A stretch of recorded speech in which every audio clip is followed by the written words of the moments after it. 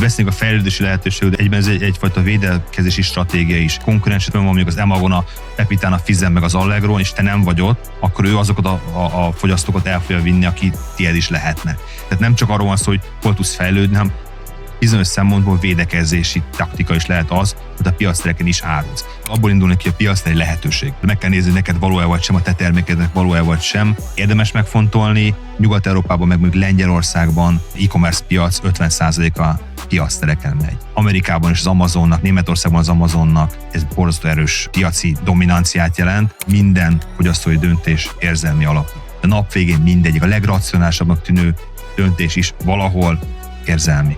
Más nem akar, az érzem, hogy nem akarok rosszat vásárolni, attól félek, hogy ne vegyek valami rosszat, vagy ne vegyek káros dolgot. Mai vendégünk Kobza András, a Marketplace Summitnek a megálmodója. Azt gondolom, hogy ez egy abszolút hiánypótló rendezvény, illetve rendezvénysorozat most már Magyarországon, és ezúton is köszönjük a meghívást az első alkalomra is, ahol workshopot is tarthattunk, illetve nagyszínpados előadáson is hasznos információkkal láthattuk el a közönséget. A mai podcast megálmodója a MoboN Digital Agency. A MoboN egy magyar digitális ügynökség, amely olyan nemzetközi ügyfeleket támogat, mint te, azon az úton, hogy sikeres eladókká válhassanak Amerikába és Európába egyaránt. Ma pedig a marketplace-ek fontosságáról fogunk beszélni a magyar KKV-k életében. András, kérlek egy pár szóban mutasd be magad, illetve mivel foglalkozol. Igen, köszönöm szépen a meghívást, igazából tökre nagy öröm, hogy itt tudunk beszélgetni. Egyébként is szoktunk beszélgetni, de most egy ilyen hivatalos formában is. Igen, Kobza András vagyok, elkereskedelemmel foglalkozom 2012 óta, saját webáruházam is voltak, párból már exitáltam, pár még most is működik. Fő tevékenységem jelenleg a konverzió optimalizálás, tehát magyar KKV-knak segítek, hogy a webáruházuk, a látogatókból minél több vásárló legyen, rengeteg fajta módja van ennek, de emellett, ahogy említetted, egyik ilyen passion projektem, az e-commerce Hungary szövetségen belül a Marketplace Summit eseménynek a kitalálása és a megvalósítása, főszervezőként veszek ebben részt. Itt az a cél igazából, hogy a piactereket, mint értékesítési formát jobban köztudatba behozzuk a magyar piacra. Tehát tudjanak róla, segítsük a vállalkozókat, hogy a piactereken legyenek sikeresek, és igazából egy tudatosítást is, meg egy oktatást is megalapozzunk a magyar piacon ezzel kapcsolatban. Ja, így már az első rendezvényen is láttuk azt, hogy ez, ugye, ahogy említettem, is egy abszolút hiánypótló rendezvény Magyarországon, mert e-commerce-szel kapcsolatos események azért vannak, de kifejezetten olyan rendezvény, ami magukról a marketplace-ekről szól, illetve azoknak az előnyéről, hátrányáról, kihívásairól, illetve arról, hogy hogyan csináljuk, azzal még ugye nem nagyon találkozhattunk, és alapvetően maga így a marketplace fogalom is, illetve ugye azon belül, amivel mi kifejezetten foglalkozunk, az Amazon, az ugye egy rendkívül nagy újdonság az emberek, illetve a cégek számára, még akkor is, hogyha ugye ez a 90-es években indult, de most már ugye akkora teret kapott, illetve nyert magának, hogy gyakorlatilag elkerülhetetlenné is válik a KKV-k számára is. Tehát itt gyakorlatilag nem csak a nagy cégeknek, mondjuk Nike, Adidas, Apple társai termékeit találhatjuk meg, hanem az eladóknak több mint 60%-a egyébként KKV-ból van, és éppen ezért is nagyon fontos az, hogy Magyarországon is ezt tudják az emberek, illetve tudják a terjeszkedési lehetőségeket. Hogy látod, mennyire aktuális ez így a magyar KKV-k számára, illetve milyen lehetőségeket rejtenek maguk a marketplace-ek? Igen, egy picit maga az eseménynek a háttérről nagyon röviden, hogy ugye, ahogy említetted, rengeteg e-commerce kapcsolódó esemény van a magyar piacon. De legtöbb általában az e-commerce-ről szól általában, ami nagyon fontos, nyilván ez a szektor, ami mindig nagy bővülés előtt áll, kell beszélni róla, kell segíteni a vállalkozókat, hogyan legyenek sikeresek. Viszont nagyon kevés nis piactérrel, vagy akár mással foglalkozó esemény van, ami egy konkrét témában sokkal mélyebben megy. Legtöbb konferencia széles körben nagyon sok hasznos tudást ad, viszont ritkán megy bele mélyébe egy témának. Mi azt tűztük ki célul, hogy a piacterek kapcsán, meg egy picit a cross-border, az export, a határon túli kereskedelem témájában menjünk bele mélyebbre. Tehát ez volt az arszpolitikája ennek az eseménynek, hogy miért hoztuk létre. Az abszolút kétségtelen, hogy Magyarországon ennek a szektornak még nagyon kicsi a jelenléte. Tehát kevés vállalkozó tud egyáltalán piactér lehetőségekről, vagy ha tud róla, nem nagyon él vele, vagy ha él vele, akkor nem igazán sikeres benne. Legtöbben nem is élnek vele. Még mondjuk rengeteg, akár tőlünk északra vagy nyugatra lévő piacon, akár a piacnak közel a fele piactereken zajlik, az elkereskedelmi forgalom közel fele a piactereken zajlik. Ez Magyarországon még a pontos számokat én nem tudom, de biztos, hogy ennél jelentősen kevesebb, én 10-15%-ra mondanám, de nem tudom pontos számokat. Az a célunk, hogy ez növekedjen. Ez legyen egy növekedési lehetőség a magyar vállalkozóknak. Tudják meg, hogy mivel jár egy ilyen lehetőség, mire van szükség, hogy sikeres legyél a piactereken, hogyan kerülj föl egyáltalán, hogyan válasz piacteret, hogyan menjél külföldre piactereken.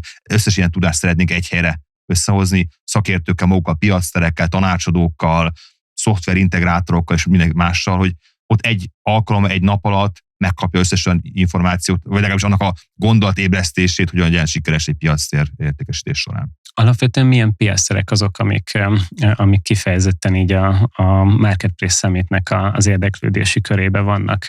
Mik azok, amiket jónak látsz magyar KKV-k szempontjából? Nagyon attól függ, hogy milyen a terméked, mit szeretnél. Itt is egyébként visszahozom azt a témát, hogy általános vagy szakterületen lévő rendezvény vagy piactérről beszélünk. Ugye vannak az általánosabb nagy piacterek, mint az Amazon, mint az EMAG, az Allegro, Magyarországon a Fizz, Pepita, ami gyakorlatilag azt mondja, hogy bármit, mindent árul, amit csak el lehet képzelni.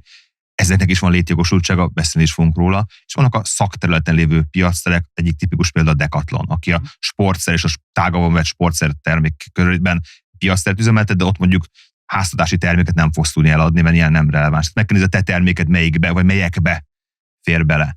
Ha ez megvan, onnantól kezdve azon múlik, milyen árésed van, mennyit bír el az árésed abból, amit fizetsz egy piactérnek, milyen jellegű vásárlókat akarsz megcélozni, akarsz-e külföldre menni, vagy sem. Tehát célod az, én ösztönzöm a magyar vállalkozókat, hogy igen, menjenek, de megfelelő termékkel, mert van olyan piactér, ami nagyon erős külföldön, sok külföldi tulajdonú piactér is van, akik Magyarországon is árulnak, viszont könnyűvé teszik, hogy te menjél külföldre, akár az ő hazai piacukra, akár más piacokon, ahol ők jelen vannak. Olyan terméket, ami a világpiacon eladható, nyilván akkor az Amazon egy jó választás lehet. Nincs egyértelmű válasz, meg kell nézni, mi a te terméked, mit tud a piactér, mi a matek, hogy jön ki a kereslet, kínálat. Tehát igazából rengeteg tényező érdemes megnézni, nem csak ránézésre, melyik színben, melyik nem. Első körben, ha Magyarországon akarsz árulni, hogy válaszolja konkrétan a kérdésedre, akkor több piactér lehetőség van. Ugye az EMAG viszonylag erős Magyarországon, a Pepita, a Fizz, és most már az Allegro is ők is jönnek be. Egy éve már itt vannak, és most kezdenek igazából felpörögni. Ezek mind Magyarországi olyan piacterek, ahol viszonylag nagyobb, vagy nemzetközi, vagy nagy magyar háttérrel rendelkező cégekről van szó. Ők velük érdemes elkezdeni. Melyikkel, vagy melyekkel, ugye nem feltétlenül kell egyre koncentrálni, lehet akár bizonyos esetekben többel is, vagy egymás után, vagy egymás mellett többel is próbálkozni. Meg kell nézni a te terméked. Hol jó, mit bír el, hol van nagy kínálat, hol van nagy kereslet rá, és ezekből a számokból kell kiszámolni, megbecsülni, hogy hol van esélyed arra, hogy sikeres legyél. Abszolút nem minden marketplace-en érdemes, vagy nem is minden marketplace-en lehet ugye fent lenni az adott termékekkel. Érdekes egyébként, hogy pont említetted a Decathlon-t, mint marketplace-t. Biztos vagyok benne, hogy nagyon sokan nem tudják azt, hogy a Decathlon is gyakorlatilag egy marketplace-t üzemeltet, és oda is fel lehet kerülni third party eladóként, akár ugyanígy az EMAG példája is, illetve az Amazonnál, és nagyon sok vásárló azt hiszi, hogy magától az Amazontól vásárol, de valójában nem, hanem ott is, mint akár a Decathlonnál, Fizz.hu-nál és a többinél gyakorlatilag egy third party seller az, aki eladja az árut, illetve aki ugye bizonyos cégeknél ugye beszállítja a logisztikai központokba, és utána pedig a számlán is szerepel eladóként. Úgyhogy itt is érdemes ezt tudni, hogy például pont a Decathlon is egy marketplace-ként működik, és akár ebben is érdemes gondolkozni, hogyha valakinek olyan megfelelő terméke van. Abban szerintem egyetértünk, akkor itt pont az előző gondolataid alapján, hogy nem minden marketplace való minden cégnek, illetve nem is feltétlenül, még hogyha akár vannak fent olyan termékek, akkor se biztos, hogy pont az adott marketplace az, amire fel kell kerülni. Meg ugye itt is lehetnek különböző mérföldkövek, hogy melyikkel kezdünk, akár mondjuk egy lokálissal, például egy magyarral, és aztán utána kimenni külföldre, mondjuk Allegróra, vagy Amazonra, és a többi. Tehát alapvetően az egy fontos stratégiai döntés, hogy mikor megy az adott cég az adott marketplace-re. Mit látsz a legnagyobb előnyeinek a marketplace-eknek általánosságban? Akár egy jellemzést is mondhatsz, hogy melyikről mit gondolsz, vagy úgy összességében? Ugye a legnagyobb előnye az, hogy már meglévő vásárlói réteggel, márkával rendelkezik. Tehát ha felmegyek egy Amazonra, vagy egy Emagra, vagy egy Fizre, bármelyikre, ott vannak a vevők, akik az adott esetben az én termékemet keresik, ha jól választottam ki a piacteret. Tehát nekem nem kell a marketingre dedikáltan költenem. Ott van, adnak hozzá ügyfélszolgálatot. Tehát az ügyfél nem engem fog hívni, hogyha valami baj van a termékkel, hanem a piacteret. Ad egy bizonyos struktúrát, és magyar KKV-knál ez egy elhanyagolható szempont, ad egyfajta struktúrát mondjuk a listingemnek, a termék leírásomnak, a termék paraméterémnek, hogy azért végig kell nekem gondolnom, hogy van-e olyan adatom, amire szüksége van a vevőnek, de az én termékem eddig nem volt, meg a saját webshopom, mondjuk ha van saját webshopom, ott nem volt fönt. Ez lehet egy méretparaméter, egy színparaméter, egy anyagparaméter. Egy picit előnye és hátránya is bekényszerít egyfajta rögzített, kötött struktúrába egy piactérnek a listázása, de ez bizony előny is, mert nagyon sok magyar KKV-nál ez nincsen meg, ez rákényszeríti őket, hogy ezzel foglalkozzanak. Azt, hogy melyiknek mi az előnye, nyilván én azt szoktam javasolni mindenkinek, hogy olyan piacokat érdemes keresni, és ez nagyon nehéz, mert ez egy nehéz matek, hogy ahol van megfelelő kereslet, tehát vannak már olyan termékek, amiket én árulok, legtöbb esetben nem leszünk azért úttörők egy vadonatúj termékkel. Persze tisztelt a kivételnek, hogy valami vadonatúj innovációt hoz be, legyen így, legyen minél több ilyen, de az nem ez a jellemző. Van egy termék, ami meg hasonló termék, vagy hasonló problémára megoldást adó termék van már a piacszélen, és van is rá kereslet. Sokszor erre vannak ilyen kutatási módszerek, ugye az Amazonnál a BSR, amit biztos te is már említettél máskor, hogy milyen rangsora van a termék, az azt, hogy körülbelül az adott termék kategórián belül mennyit adnak el belőle, hogy hanyadik rangsorban van, ki lehet becsülni, mennyit adnak el. Mekkora a kínálat. Tehát amíg magas kereslet van rá, de nincs nagy kínálat, és nincs egy domináns szereplő a piacon, akkor van esély rá. Most ezt egy ilyen nagyon sematikusan mondtam el, de meg kell nézni, hogy kereslet kínálatban beleférünk-e mi még. Tudunk-e valami olyan extrát adni a piacon, ami ott nincsen, vagy nincs pont úgy. Ez lehet ár, bár az árverseny az mindig egy veszélyes dolog, mert mindig lesz olcsóbb, vagy egy olyan paraméter, egy olyan márka, egy olyan funkcionalitás, ami jelenleg nincs ott a piacon, vagy bármi más egyébként. Az is, ahogy említetted, vannak olyan piacterek, ahol neked kell kiszolgálnod az ügyfelt végül logisztika szempontjából, van, ahol meg be lehet, vagy be kell szállítani az ő központi raktárába, az Amazon FBA tipikusan ez a példája, hogy igazából ők még azt is elintézik, hogy nekem nem kell raktárat fenntartanom, nem kell logisztikát, nem kell visszárult kezelnem, nem kell kiszállítással foglalkozom, nyilván megkérik az árát, ezt is meg kell nézni, ez is belefér-e vagy sem. Tehát ezek egy ilyen nagyon sok szempontot érdemes végignézni, de azt leginkább azt, hogy a piac terén van nekem létjogosultságom vagy sem, van-e a termék olyan értékajánlata, ami alapján esély van rá, hogy megvegyék. Igen, ez abszolút nagyon jó meglátás.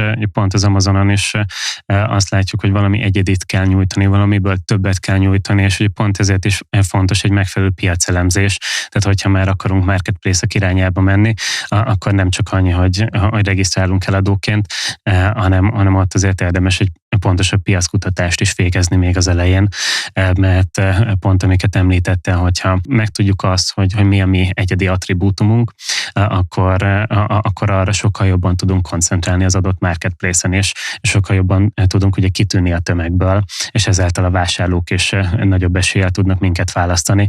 De alapvetően az Amazon az pont egy olyan marketplace, ahol nagyon jól lehet plusz piackutatásokat is készíteni. Gondolok itt akár a Helium 10-re, akár a Jungle Scout-ra, és itt akár elmúlt 30 napos adatokat meg tudunk nézni az adott termékkategória legjobbjaitól, illetve akár egyéves adatokat és review számokat, külön ugye az adatlapokat is ki tudjuk gyűjteni, és alapvetően ezt mindenképpen érdemes megnézni egy indulás előtt, pont azért is, hogy egyrészt megismerjük a konkurenciát, tehát tudjuk azt, hogy egyáltalán kikkel versenyzünk, és nem pedig csak kirakjuk a világhálóra és a marketplace-ra a termékeinket, aztán úgymond lesz, ami lesz. Ezt úgy tapasztaljuk néha, hogy vannak akiknek ez a hozzáállása, de valójában ez egy sokkal analitikusabb munka, és sokkal inkább szükséges az, hogy megfelelő előkészületek is legyenek. Pont említetted még azt, hogy struktúrába helyezik a marketplace-ek az eladókat. Ez pont egy olyan dolog, amit mi is észreveszünk, hogy nagyon sokszor úgymond alapdolgok hiányoznak, és gondolok itt akár a vonalkódokra, hogy mondjuk megy a sima e-commerce kereskedelem, de soha nem volt vonalkód a terméken, viszont akár egy Amazon raktárba, akár egy más marketplace raktárba, ugye nem lehet feltölteni se terméket, akkor, hogyha nem rendelkezik a megfelelő barkóddal, illetve utána pedig a raktárakba se tudjuk beszállítani, úgyhogy itt mindenképpen struktúrába kell helyezni az adott céget. Igen, ez azzal is jár egyébként, hogy bizonyos szempontból a magyar KKV-nk a üzleti kultúrát is emeli ez a fajta dolog, hogy egyszer belekényszerít egy olyan fegyelembe, ami egy skálázódásnál muszáj. Tehát ha sok ezer terméket adsz el havonta, vagy ne adsz el naponta, akkor nem tud struktúrák nélkül működni. Ebbe belekényszerít. A vonalkód tipikusan ilyen. Mondjuk az is egy kérdés egyébként, hogy saját terméket, tehát saját private label terméket árulsz, vagy másnak a termékét árulod viszonteladóként. Itt is vannak nyilván több szintje a dolognak. Ez egy nagyon fontos tényező. Meg az, hogy mivel különbözteted meg magadat. Mondok egy konkrét példát. Nekem volt annak idén Amazon businessemről, annak idén beszéltünk, már nincsen, de én úgy kerestem azt a termékkört, nekem az volt a dedikált, nem egy bizniszem volt, amit Amazonra vittem, hanem Amazon akartam építeni valamit, amit lokáció függetlenül lehet csinálni. Ez egy létező bizniszmodell. Én nem voltam benne sikeres, de az én saját paraméterem miatt volt, nem a biznisz alapjai miatt. Én kerestem terméket. Találtam például terméket, egész konkrétan, ablakra szerelhető madáretetőt, ilyen átlátszó plexit. De volt néhány a piacon, nem volt nagy, de volt rá kereslet. Tehát az jött ki, hogy megvan pont az a nagyon szűk metszet, hogy van rá kereslet, de nincs nagy kínálat rá. De mondtam, de hogyan tudok ebbe kitűnni? És azt találtam ki, és egyébként sikeres volt, egy nagyon jó termékem volt egész sokáig, hogy ilyen madár alakú hűtőmágnest szereztem be hozzá, ez ilyen 20 centes tétel volt, de viszonylag szépen meg volt csinálva, kerestem egyébként, aki még Alibabán, meg ilyen piacon kerestem ilyen hozzávaló terméket, össze lett csomagolva, és azáltal, hogy volt egy kis apró, egy nagyon cuki kis hűtőmágnes, nagyon sokat el tudtam adni, 20 centbe került nekem, és a piacot egy pár hónapig, talán nem tudom, letaroltam, de igazából én voltam ott az első helyen ebben a ablakra szerelhető plexi madáretetők témában, és nagyon nagy mennyiséget tudtam el. Egyébként ki is fogytam, újra rendeltem, az is elfogyott, tehát aztán előbb-utóbb ráment a piac, és hasonlókat hoztak ki mások, és versenyhelyzetben már nem tudtam akkor a volument mögé tenni, akkor mentem a következő termékhez. Már előtte elkezdtem a következő terméket is keresni. Tehát egy ilyen dedikált Amazonra fejlesztett termékkörökből azt a személyes tapasztalatom, de lehet, hogy neked más, hogy nehéz tartós versenyelőt kiharcolni. Se az árba, se a termékparaméterbe nagyon ritka az, hogy te tudsz olyan egyedit, ami fenntarthatóan egyedi. Egy fél évig, egy évig akár lehetsz egyedi, és az alatt viszont jól lehet vele keresni, de kell keresni a következő egyediséget, akár következő terméket, vagy következő olyan plusz valamit, amit hozzá tudsz adni. Nekem ez volt a tapasztalatom Amazonnál, de nekem nem termékem volt, amit vittem az Amazonra is, ami legtöbb esetben a jellemző, hanem dedikált Amazonra kerestem terméket, legyártottam Kínába, összecsomagatottam a bónuszt azzal a hűtőmágnest a madáretetővel, és ebből lett egy viszonylag jó termék. Technikailag volt saját márkám, de egy kitalált márka volt, és igen, vonalkód is meg kellett venni, egy nagy vonalkód csomagot, tehát ez rengeteg olyan technikai dolog volt ebben a folyamatban, amire én nem gondoltam, és sokkal komplexebbé vált. Kellett vámmal foglalkozni, logisztikával, Kínába, de nem egy konténernyi mennyiséget hoztam, Kínába kellett egy gyűjtő céget találni, aki összerakja az én 30 karton, vagy nem 50 kartonnyi cuccomat, ami egy negyed konténer se volt, azt elhozza Európába és Amerikába, tehát két külön helyre is két szét kellett szedni, vámpapírok. Tehát egy csomó olyan feladat volt vele, ami macerás, de ha már megugrottam, utána viszont már sokkal könnyebb volt az Amazonon értékesíteni. Igen, meg igazából az elején nehéz végigmenni rajta, és utána már akár a következő termékkörnél, akár a következő cégnél, ott már ugye sokkal egyszerűbben tud ezen keresztül menni az ember, de legelőször mondjuk ki, hogy úgymond ez nem a szexi része az eladásoknak.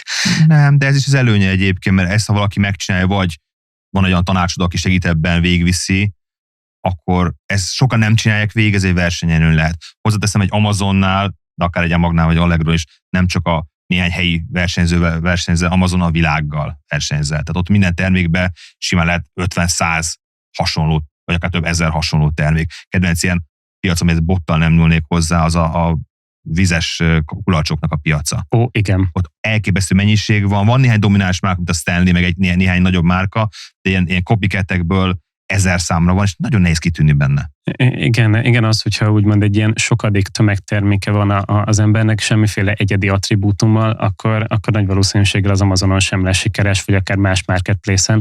Sőt, illetve más marketplace-en még akár lehet sikeres olyan helyzetben, hogyha ott van az a piaci versenyelőny, hogy mások még akár mondjuk Stanley és társai nem léptek, és akkor így úgymond a helyzetelőny az pont a gyorsaság tud lenni akár bizonyos marketplace-eken, de a globális versenyben viszont pont, igen, amit mondtál, az az egyik verseny, illetve veszély, hogy gyakorlatilag mások is ott vannak, mások is folyamatosan aktívan monitorozzák azokat a termékeket, termékkategóriákat, és lehet, hogy az idő alatt, ameddig mi dolgozunk valamin, addig ők is dolgoznak rajta. És éppen ezért fontos az, hogy legyen valamilyen egyedi attribútum is. Viszont még mielőtt így belemegyünk más részletekbe. Említettem még egy olyat, hogy mások márkáit forgalmazni, vagy pedig saját márkát forgalmazni. Hogy látod ezt a marketplace-ek szempontjából, akár mindkét esetben, hogy milyen előnyök vannak, akár milyen hátrányok, illetve hogy kinek van akár nagyobb lehetősége? Igen, és behoznám a harmadik témaként, ha maga a marketplace is forgalmazza a termékedet, az egy veszélyes dolog, akár az Amazon. Ugye, igen, erről beszéljünk majd mindenképp külön is. Igen, ugye elmaga kapcsolatban sokáig volt az a kritika, amit nem tudom, jogos-e vagy sem, hogyha egy terméket te behozol oda, és az megy, akkor az EMAG hajlamos saját márkásként, vagy akár direktben megkeresve a beszállítót megvenni. Nem tudom, igaz-e vagy sem, ezt nem tudom sem megerősíteni, se cáfolni. Ezt az Amazon részéről meg tudom erősíteni határozottan. Amazon részéről akkor így van. Ugye, ha saját terméked van, saját márkával, ilyen a termék nem lesz valószínűleg annyira egyedi, hogy nem létezik a kategória se. Ha igen, akkor valószínűleg nem lesz rá kereslet. Tehát teljesen szűz, érintetlen piacokat nagyon ritkán találsz, és nem is biztos, hogy jó, mert akkor a fogyasztó sem tudja, hogy kell neki. De ha saját márkád van, akkor te kontrollálod az árat, a minőséget, a kinézetet, a dizájnt, mindent, viszont nem ismernek téged. Tehát ott valójában a termékparaméterek, meg esetleg a fotó minősége, vagy listingnek a minősége alapján döntik el, hogy te ott legyél, illetve a piactér algoritmus előre helyezve, vagy sem. Ugye szintén egy önmagában egy podcast epizódot megér az algoritmusnak a csinyai-vinyai. Itt milyen nagyobb ár is tudsz generálni, ha el tudod adni azon az áron, amit szeretnéd, mert nem kell másnak adni az árésedből, a piactérnek kell értelemszerűen adni, de nem kell a márkatulajdonosnak, vagy a egyéb nagykereskedőknek forgalmazni. Viszont ilyen vagy ismert. Ha egy ismert márkát forgalmazol, akkor az esetek nagyon nagy részében nem csak te leszel a piac. Ami én szektorom, hogy ilyen cipős világból jövök, ha Nike cipőt árulsz, akkor valószínűleg más is árul Nike cipőt azon a piactéren. Talán még maga a piactér is, ha olyan piactérről van szó, hogy van first party saját jogú kereskedelme. Ott kitűnni az adott termékkel, megkapni az úgynevezett buyboxot, ami gyakorlatilag garantálja azt, hogy tőled fogják venni. Nem tudom, mennyi a buyboxon kívüli kereskedelem, de van, hogy pár százalék, aki nem a buyboxból. A buybox az viszi buybox megvan, akkor az viszi a 90% fölötti részt. Az, hogy te megkap, nagyon-nagyon nehéz. Ugye van a harmadik, amikor más nem forgalmazza a terméket, de valaki más terméket árulod az adott piactéren egyedárusítőként, ott is felmerül, hogy ismerik-e márkát vagy sem. Meg ugye a legnagyobb probléma az, hogy akkor az ár is kisebb, mint amit tudsz. A nagy kereskedő nyilván nem a szíve jóságából fogja neked eladni a terméket, ő keresni akar rajta. Vagy extrém esetben, ha meg akarsz szabadulni régi árut, akkor tudsz jó árat kapni, de az ez ritkább, és ez nem fenntartható. Tehát ha saját márkád van, akkor nem ismernek, nagyobb árésed van, többet kell költened valószínűleg akár a piactéren belüli hirdetéssel, vagy más módon, hogy előre kerüljél. Más márkát árulod, akkor meg kisebb az árésed, és nagyobb a verseny az adott konkrét termékre. Tehát igazából nincs jó vagy rossz megoldás, mind a kettő lehet sikeres, meg lehet sikertelen. Nagyon sokszor azt mondja, a matek mit mond. Tehát belefér egyik oldal az előnyökről beszélhetünk, hogy hozzáférsz piacokhoz, stb. Tehát nyilván ő ezt nem ingyen csinálja. Ő leszed minden adás után egy bizonyos százalékot, adott esetben a logisztikára, hogyha ő csinál logisztikát, szed fajlagos költségeket, elvárja, vagy legalábbis javasolja, hogy hirdessél az ő oldalán, hogy az Amazonnak elég jelentős reklámbevétele is van. A top 5 reklám fogadóban van, azt hiszem Amerikában az Amazon, nem tudom pontos számokat, azt jobban tudod, de Google meg egy-két cég után ott van a top 5 vagy top 10-ben reklámbevétel szempontjából, mert a kereskedők fizetnek azért, hogy az adott listázáson belül ők ki legyenek emelve. Hogyha vizes palackot árulnak, akkor én legyek ott a vizes palackok elején, mint fizetett hirdetés. Ezt elbírja az árésem, elbírja az én árésem. Rövid távon még akár lehet veszteséget is termelni ezzel, ha abból bízunk, hogy ezáltal felpörög a forgalom, és mindenhol máshol meg tudom keresni, de ez egy kalkulált döntésnek kell lennie. Elbírja az én cashflow, hogy mondjuk fél évig nem keresek rajta, és fél év után reményeink szerint már jól fogok rajta keresni. Tehát rengeteg tényezője van ennek, verseny, költség, hozzáférhetőség. Hogyha például más terméket árulom, akkor nem garantált, hogy hozzáférjek a készlethez később. Ha elindul jól, lehet, hogy direktbe bemegy a nagykereskedő a piacra. Vagy maga az Amazon, EMAG, bárki más elkezdi forgalmazni, vagy a konkurenciám is felmegy ugyanarra a piacra. Tehát rengeteg tényezője van ennek, de mindegyiknél meg lehet találni azt a megoldást, ami jól lehet. Tehát nem jobb vagy rosszabb, mindig matek kérdése és stratégia kérdése, mit szeretnék elérni a piactéren. Igen, sokkal másabb az, hogyha saját márkát árulunk, mint hogyha valaki másnak a márkáját árulnánk. Nálunk az ügyfelek javarésze saját márkával rendelkezik, és ők azt értékesítik. Olykor megkeresnek minket olyan cégek is, akik akár disztribútorok, vagy bizonyos márkának viszonteladói, és nagyon sok példát látunk, pont említetted azt is, hogy akár vagy a márka megy be közvetlenül az Amazonra, hogyha ez jól beindul. Láttunk ilyet konkrétan kedves ügyfelünkkel, mondjuk azt, hogy kiszúrtak így a márka oldaláról, hogy egyszer csak megköszönték neki az eddig felépített listingeket és a munkát, és akkor onnantól fogva ők átvették a teljes kereskedelmet az Amazonon, illetve láttunk konkrétan olyan példát is, hogy valaki éppen egy edénykészletet akartak árusítani.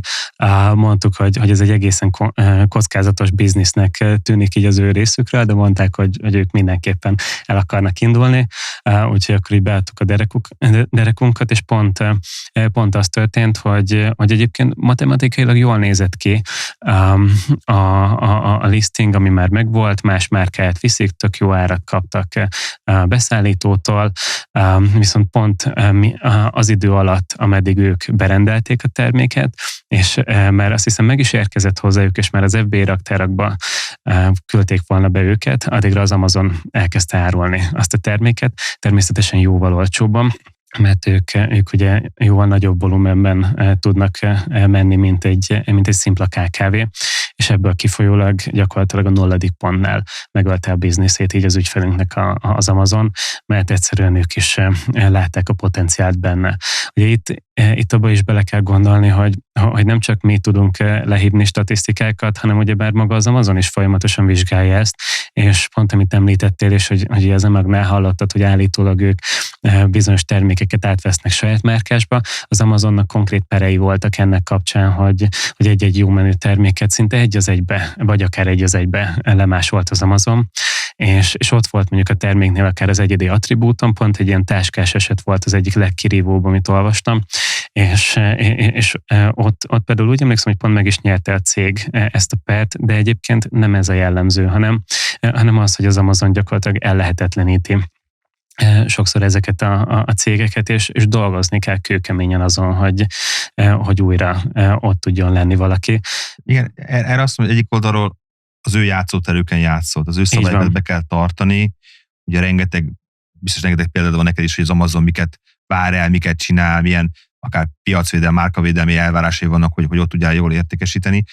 Másik oldalról erre az a megoldás, hogy diversifikálod a termékportfóliót. Tehát az a cél, hogy Amazonon legyél sikeres, és nem csak a saját márkáiddal mész eleve oda, akkor többfajta piacon többfajta terméket kell árulni.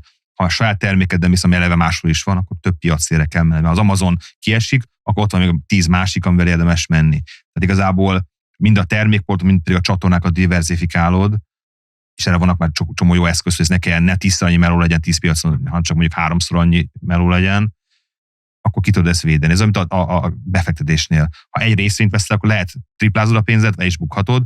Ha egy diversifikált portfóliót veszel, akkor meg nagyobb eséllyel ezeket a kilengéseket ki tudod küszöbölni, vagy legalábbis tudod csökkenteni a hatásukat. Amazonnál ugyanez, vagy bármelyik piacon ugyanez. Ha egy piactéren van az összes bizniszed, akkor ki vagy téve a piactérnek, mindent csinálják, bínyák. Nekem például, csak konkrét példát hozzak, az amerikai Amazonon 1,5 évig tartott, míg beregisztráltak. A termék már ott volt, megmutattam, Európán tök jól mentek ezek a madáretetők, meg egy-két hasonló termék, Angliában is, meg az Egyesült Királyságban, meg európai piactereken tök jól ment, Amerikában is abszolút jól mehetett volna, és valamiért nem fogadták a regisztrációmat az Amazon. Úgyhogy elfogadták, és letiltottak.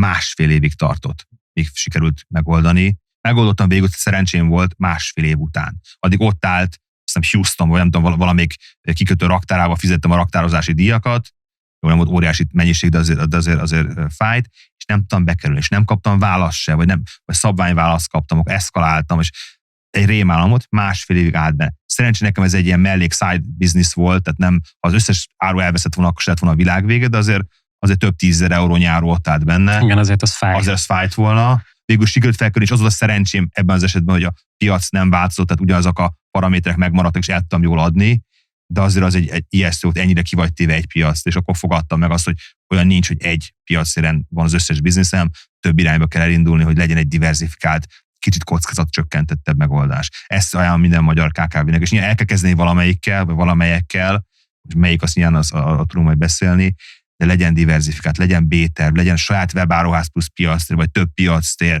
vagy több országban piactér, vagy több országban saját webshop, tehát igazából csomó opció van erre, vagy akár offline kereskedelem. Tehát ha diversifikálod a portfóliódat, a értékesítési csatornáidat, akkor kevésbé fog fájni egy csatorna. Ez még akkor is igaz egyébként, ha egyik csatorna nagyon elindul, és nagyon boldogok vagyunk, hogy oké, az Amazonon tripláztunk, ez szuper, de akkor sem szabad csak arra fókuszálni, mert ezek a kockázatok megvannak. Kell azért mindig legalább fél szemmel a többi piactérre, a többi csatornára ránézni, hogy ne az legyen, hogy akkor, hanem is az egész, de mondjuk a 70% a bizniszen meg egy csatorna, mondjuk az Amazon, azért akkora kitettség, ami veszély. És az Amazon egyébként brutális versenyző, ahogy te is mondtad, meg nagyon szigorú saját szabályaival szemben. Tehát ha valamit nem tartasz be, és rengeteg szabálya van, akkor kilistál szemreben és nélkül, és nagyon nehéz visszakerülni. Vagy a termékedet kilistázza, vagy akár az egész cégedet kilistázza, és itt már nagyobb cégekkel szemben is ezt eljátszotta, és nem tudsz mit csinálni. Tehát egy nagy cége megcsinálja, akkor egy kis magyar KKV-val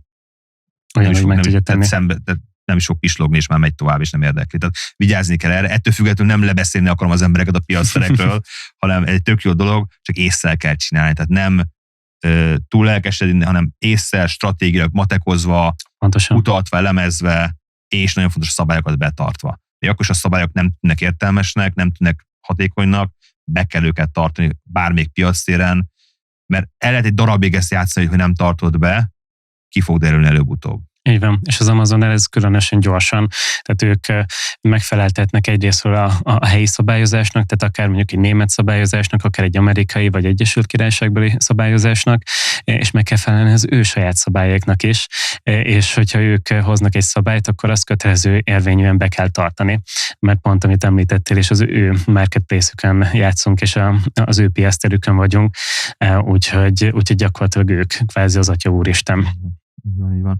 Magyar KKV-nek egyébként sok esetben kezdésén érdemes a helyi piacterekre nézni először, tehát akár a magyarnak a regionális piactereken elkezdeni, legalább megszokják a piacterrel való együttműködésnek a szabályait, taktikáit, csinyát, és utána érdemes, van kivétel ez alól, tehát nem minden esetben, de van Magyarországon valakinek egy webáruháza, vagy egy offline kereskedése, egy nagy kereskedése, legtöbb esetben, mondom, meg kell nézni, és ez mindig minden eset más, legtöbb esetben egy vagy magyar, vagy regionális piacra érdemes elkezdeni.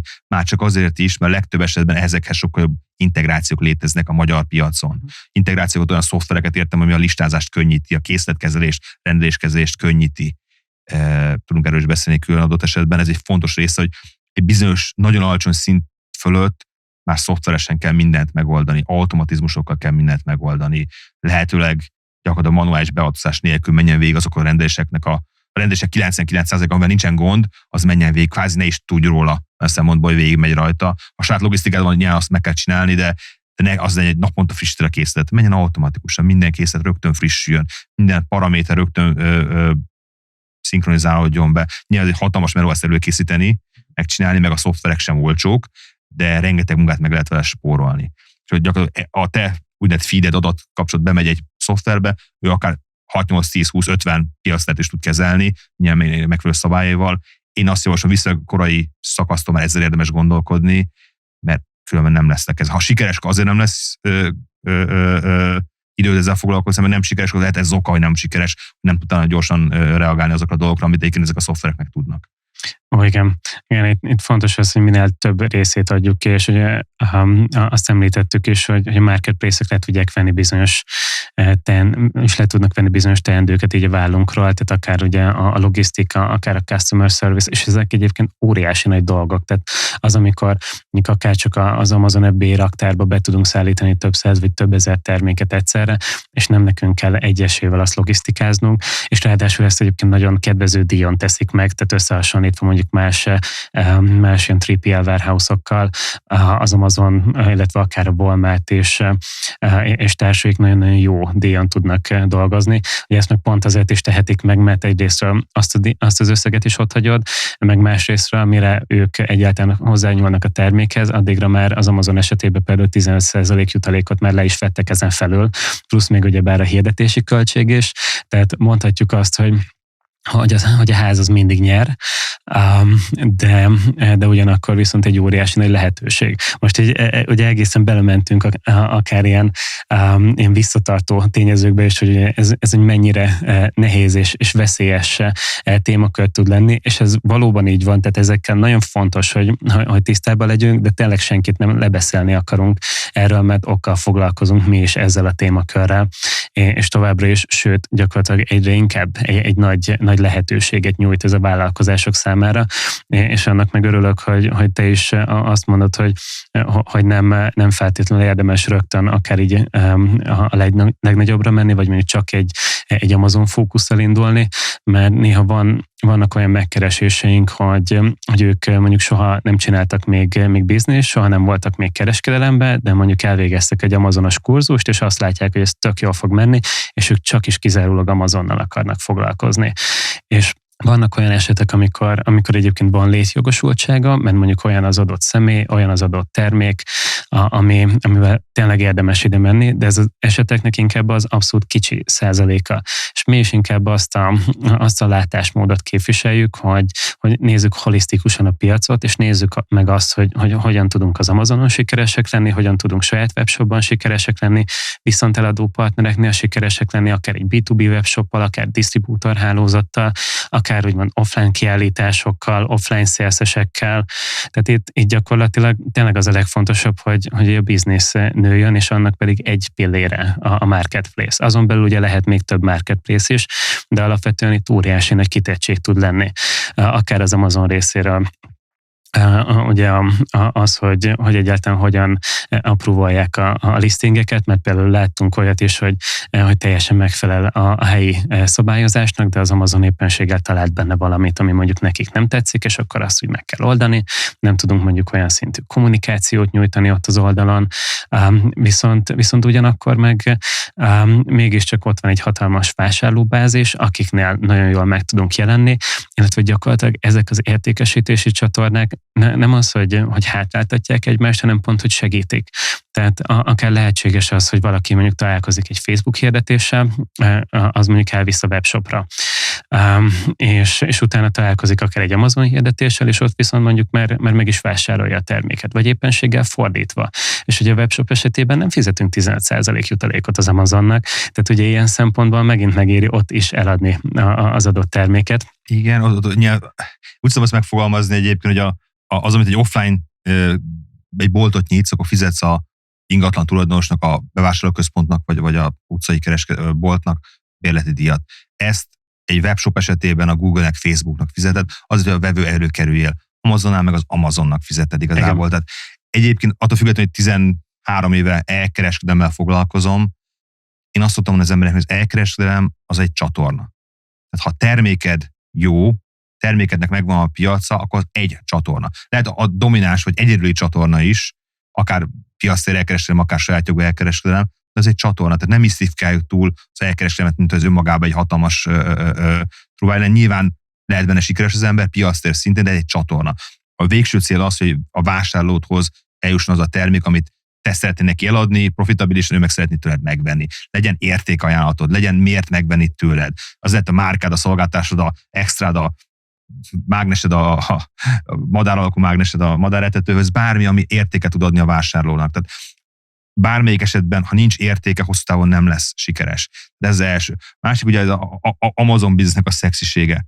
Rengeteg hirdetés van Instán, Facebookon, TikTokon, ül valaki Dubájba, a Lamborghini előtt, meg a Balin, és elhitetik az emberekkel azt, és biztos, nagyon ritka esetben sikeres is tud lenni, de nem ez a jellemző, hogy egy laptoppal napi 2 órával $1 millió fogsz keresni.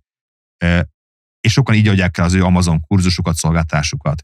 Ez súrolja a tisztességtelenség határát, vagy akár még túl is megy rajta. Sőt, elég durva dollármilliós perek vannak egyébként ilyen oktatók ellen, úgyhogy legalább van egy ilyen utánkövetése ennek. Jó, most mert nyilván vannak bizniszek, akik Amazonon tudnak sikeresek lenni, és ez egy teljesen legitim biznisz, és van is, aki valószínűleg napi 2 órával meg tudja oldani, mert mondjuk van 10-20 kollégája, aki már csinálja. De ez nem könnyű kenyér. Ugyanis az elkereskedelem általában, ugye hozzám nem csak piactér témába jönnek emberek, hanem általában az elkereskedelem kapcsán.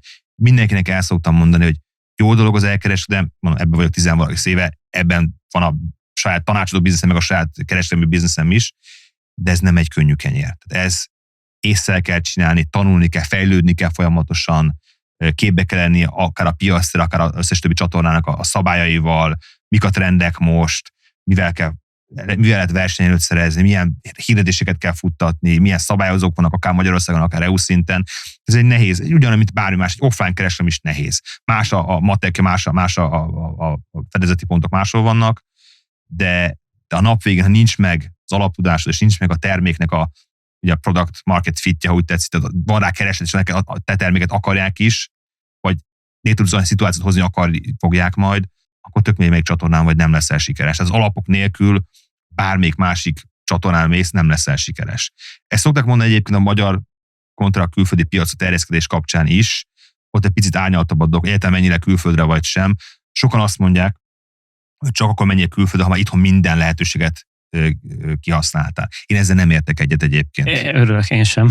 Mert nyilván az alacsonyan csüngő gyümölcsöket érdemes akár a környező országban, akár egy Amazonon megszerezni. Ha van olyan terméked, ami tud lenni sikeres máshol is, akkor próbáljuk meg. Nyilván, ha itthon sem sikeres a terméked, akkor kicsi esély lesz máshol is sikeres, de ha itthon sikeres, de még mondjuk vannak itthon is lehetőségek, de tudsz mondjuk Romániába, Szlovákiába, Horvátországba, Lengyelországba jó eséllyel piacot szerezni, akár marketplace-en, akár saját jogú lokalizált webshoppal, érdemes megpróbálni. Az is benne van, és egy picit ellentmondok egymást, ezért mondom, hogy komplex a szituáció. Ha túl sok mindenre fókuszálsz, akkor semmire nem fókuszálsz. Tehát 1-2-3 csatornát érdemes eleinte kijelölni, vagy 1-2-3 piacot, megnézni, csinálni, skálázni, bevonni adott esetben külső tanácsadót, segítőt, logisztikai partnert, stb. És azok sikeresek, akkor lépni. Nem egyszerre 60 helyre menni, de nem is feltétlenül kell csak Magyarországon maradni. Tehát ezt jól ki kell találni, jól ki kell számolni, és nyilván van benne egy kockázat, de ezt egyensúlyozni kell, ezeket a tényezőket, mondom, terméktől, cégértéktől, tőkehelyzettől, türelemtől függően. Igen, nagyon sok mindentől függ, és pont rávilágítottál még egy jó pontra, hogyha valahol sikertelen a termék, akkor ott ugye vizsgálni kell azt, hogy azért sikertelen, mert mondjuk a piacnak ez nem való, tehát mondjuk olyan helyen akarunk eladni fürdőruhát, ahol mindig rossz idő van, meg nincs is tengerpart, vagy pedig lehet, hogy magával a termékkel van éppen a probléma, és akkor viszont megint meg kell vizsgálni azt, hogy az adott új marketplace-on, az adott új értékesítési csatornán milyen versenytársak vannak, tehát itt visszatérünk ahhoz, hogy itt gyakorlatilag matek és kutatás és plusz munka. És ismerni kell a helyi piacot. Pont a fürdőruha tökéletes példa, ezt talán tudod, nekem a fő termékem kereskedelem az a női papucs. Nem van, a márkai papucsokat forgalmazunk. Magyarországon sikeresek vagyunk szerencsére benne, próbálkoztunk a szlovák piacon online, és próbálkoztunk a román piacon. Ugyan tekintsük, a román piac jóval nagyobb, mert többen laknak ott, sokkal inkább mediterránabb stílusú a román kereskedelem, olyan szempontból, hogy tengerparton melegebb van, úgy öltözködnek a hölgyek, hogy a divatosabb dolgokat, nyári divatos dolgokat szeretik, míg Szlovákiában inkább egy sportosabb, egy elegánsabb vonalat képviselnek. Nagyságrendekkel jobban el tudtunk adni Romániában, mint Szlovákiában. Egyszerűen nem volt az a fajta product market fit, amire mi számítottunk. Mi Romániában megvolt. Tehát nyilván ez befolyásolja, hogy milyen irányba fogunk jövőre tovább menni. Például Románia és Horvátország lesz a fókuszunk Magyarország mellett, és nem menjünk az északi országokba, ahol a nyári strandpapucsoknak kisebb egyszerűen a piaca. Meleg miatt, a helyi szokások miatt igazából az nagyon sokan elkövetik azt a hibát, mi is bizonyos szempontból, hogy oda mentünk, ami technikailag közelebb volt, fizikailag közelebb volt, technika. Ugye Magyarországon a szlovák és a román piac adja magát, egyrészt mert közel van, sok helyi magyarul beszélő ember van, akit tudunk kollégaként alkalmazni.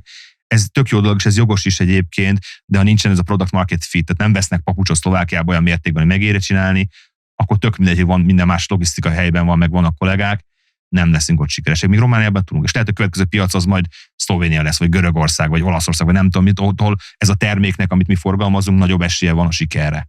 Milyen meg kell nézni még csak a versenyhelyzetet, de abszolút jogos ez, tehát ha a helyi szokásokat meg kell nézni, és ami nagyon fontos, még csak piactértől függetlenül, távolról nézve, ez a közép-kelet-európai piac mindegyik ugyanolyan.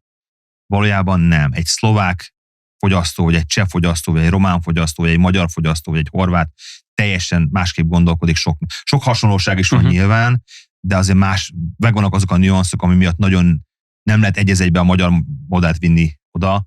nem lehet egyezőbe vinni a magyar megoldásokat a külföldi piacokra. Ezekben nyilván a piacterek adnak egy bizonyos fajta sablonosítást. Tehát egy Allegro listing azért nagyjából úgy néz ki mindenhol, ha megfelelő nyelven le van fordítva, és nem csak AI-jal átfuttatunk valami gyors cuccot, hanem lektorál van valóban ember által, akkor tudunk sikeresek. Ha nem fordítunk, hanem lokalizálunk. Akár listinget, akár webshopot. Ez nagyon fontos, és eltérnek a piaci igények, ahogy a papucsos példám is mutatta. Igen, abszolút. Meg itt ugye kulturális különbségek is vannak az adott országokban, és például pont azt láttuk többször is, gyakorlatilag egy hátam mögött van egy amerikai biznisznek mind offline-online felépítése, és ott is láttam, amikor nagyon sokat utaztam ki az USA-ba, hogy teljesen másképpen működnek, és nagyon sok jó dolog van, nagyon sok olyan érthetetlen dolog, ami így európaiként felfoghatatlan, tehát például akár csak az, hogy a viszonteladó partnerek felhívnak telefonon, hogy akkor ők most lediktálják a hitelkártyájuknak a számát, és véglegesítsem a megrendelést, tehát teljesen más helyzetek vannak, viszont nagyon fontos az, hogy alkalmazkodjunk ehhez, és több helyi, amerikai, kanadai tanácsadóval, CSS-sel beszéltünk, és szinte sőt, gyakorlatilag mindannyian elmondták azt, hogy az európai cégeknek az az egyik óriási nagy hátránya Amerikába,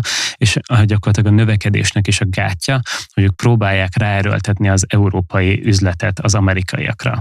Ez ugye marketplace-en valamelyest kevésbé vehető észre, mint mondjuk például ez a hitelkártyás eset, tehát mondjuk egy Amazon customer sose fog felhívni, hogy ő bediktálná a hitelkártyájának a számát, hanem elintézi a vásárlást az Amazonon, viszont akár csak szövegezésben, hogy mondjuk akár például a color az mondjuk OU, vagy csak O, és úgymond ezek ilyen abszolút apróságok, viszont a helyiek pont annyira érzik ezt nem helyinek, hogy a kere miatt nem fogják megvásárolni. Lehet, hogy nem pont ez lesz az indok, hogy másképpen érted a szín szót angolul, de valahogy az egész listing. Nem érzi sajátjának, nem érzi. Pontosan, nem érzi helyének. Tehát például ezért is akár mondjuk Európában azért sokszor például a csomagolások is megegyeznek, de amerikai csomagolások akár teljesen másképpen tudnak kinézni, mint az európaiak. És éppen ezért, hogyha úgymond nem felelünk meg a piacnak a sajátosságainak, akkor lehet, hogy fogjuk a fejünket, és kérdezzük magunkat, hogy miért nem veszik a terméket, de valójában azért, mert nem figyeltünk oda minden részletére. Olyan dolgokon el lehet csúszni, hogy volt olyan termék, amit végül nem hoztam be, de azért nem hoztam be végül, egy papírral kapcsolatos ilyen irodaszerű termék volt, ugye Európában az A4-es papír az a szabványméret. Ó, igen. Azt mindenki azt ismeri, A4, A5, tehát ez egy szabvány Európában. Amerikában pedig a legal papír, ami egy picit nagyobb, vagy nem tudom, tehát más alakú, és amit A4-esre szánsz, az ott nem működik, és majdnem behoztam olyan terméket, ahol A4-es volt a releváns, ilyen receptkártyás történet volt, és utolsó például jöttem rá, hogy ez nem lesz jó. Hát Amerikában nem az A4-esnek a variáció, A5-ös volt egyébként, nem A4-es volt, nem az működik, hanem egy teljesen más szabvány alapján dolgoznak. Tehát én ezt behozom Amerikába, az európai szabvány szerint, akkor az nem fog működni. Egész egyszerűen nem lehet megcsinálni. Sikerült úgy átalakítani a terméket, hogy végül ez egy ilyen fa receptes doboz volt a konyhában, és vannak receptkártyák voltak benne, de a plusz kártyákat azokat meg tudja venni máshol is, bármi papírboltba, és ezt meg kell, hogy mind a kettőre alkalmas legyen a termék, át kell dolgozni a terméket. Ez egy külön, még szerencsés időben észrevettük, mert különben nem lett volna sikeres a termék, megint csak pár hónapig jól futott, aztán versenyhelyzet kiszorította, de egy darabig jól ment. De ha ezt nem vettem volna észre, végső szerencse által, akkor buktam full az egész mennyiséget buktam volna. Még hogy jogilag be is hozhattam volna, mert ez nem tiltott, igen, nem beszél meg a csak nem használt. Pontosan. Igen, hányszor jártunk úgy, hogy mentünk kiállításra, és akkor itthon kinyomtatták nekünk a price listet, aztán ugye az nem fér bele a kinti tartóba. Az abszolút így van. De ezeket a helyi sajátosságokat meg kell ismerni, itt jönnek be azok, hogy érdemes, főleg ha nagyobb mértékben gondolkodsz, akkor tanácsadóval dolgozni, akár a piacterek kapcsán, akár vám, szállítás, tehát igazából nem kell mindent saját jogon megtanulnod. Arról is szól egyébként a korábban említett Marketplace Summit esemény, hogy nem kell mindent magadtól megtanulnod, ott meg tudod tanulni bizonyos dolgokat magad, bizonyos dolgok meg ott találsz olyan szolgáltatót, partnert, akár üzleti partnert hosszú távon, amivel tudsz együtt működni, és ezek meg tudják oldani neked ezeket a problémákat, hogy felhívják a figyelmedet. Tehát érthető oknál egy KKV jelenség, hogy a vállalatvezető mindent maga akar megoldani. azt gondolja, és sokszor így is van, hogy ő tudja a legjobban megoldani. És ez bizonyos szakterületeken nincs így, mert egy szaktudás kell hozzá, más pedig nem is, hogy megéri, hogy te magad csinálod. Tehát valószínűleg leülnék és elkezdeném magamat kiképezni Amazon szakértővé, egy év alatt egész jó Amazon szakértőnek, csak nem tudnék más csinálni addig. Viszont vannak olyan Amazon szakértők, vagy itt a Allegro szakértők, akik ezt már megcsinálták, és egy bizonyos díj ellenében ebben segítek, és megspórolom az időt, megspórolom a saját fókuszomat, tudok mással az üzletnek a lényegével foglalkozni, és lehet, hogy ki kell adnom x 100 000 forintot, vagy pár ezer eurót, vagy tök annyit, amennyit, vagy egy százalékot a forgalmamból, de a legtöbb esetben megéri. Tehát nem fér bele, akkor meg még csak érdemes elgondolkodni, üzleti módon működik-e. Tehát nem kell mindent megtanulni magamtól, hanem használjuk azokat a szolgáltatókat, erőforrásokat, amik rendelkezésre állnak. Akár idehaza, akár a régióban, akár nemzetközileg is. Ahogy említette, szoftveres meg. Tehát a Helium 10, Jungle Scout, és van még 20 ilyen Amazon elemző eszköz, használjuk őket.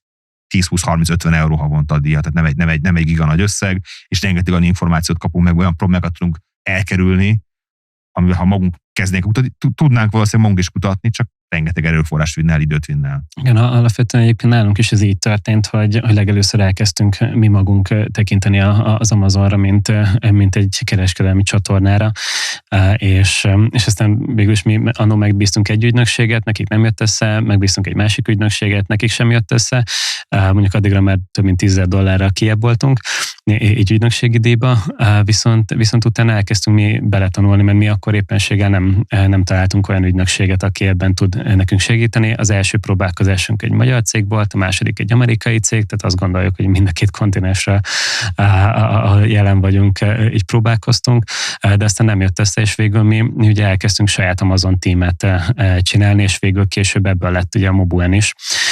Viszont nem ez a jellemző, hogy egy cég így áll hozzá, és abban ugye egyetértünk, hogy használni kell ezeket a szolgáltatókat, akár az automatizmusokra, akár egy ügynökséget, most akár Amazon, akár Meta, akár TikTok és a többi kapcsán, de valamilyen szinten ugye magának a vállalkozás képviselő személynek, tehát aki mondjuk így egy fő kapcsolattartó az adott céggel, neki is azért, hogy valamennyire bele kell ebbe ásnia magát.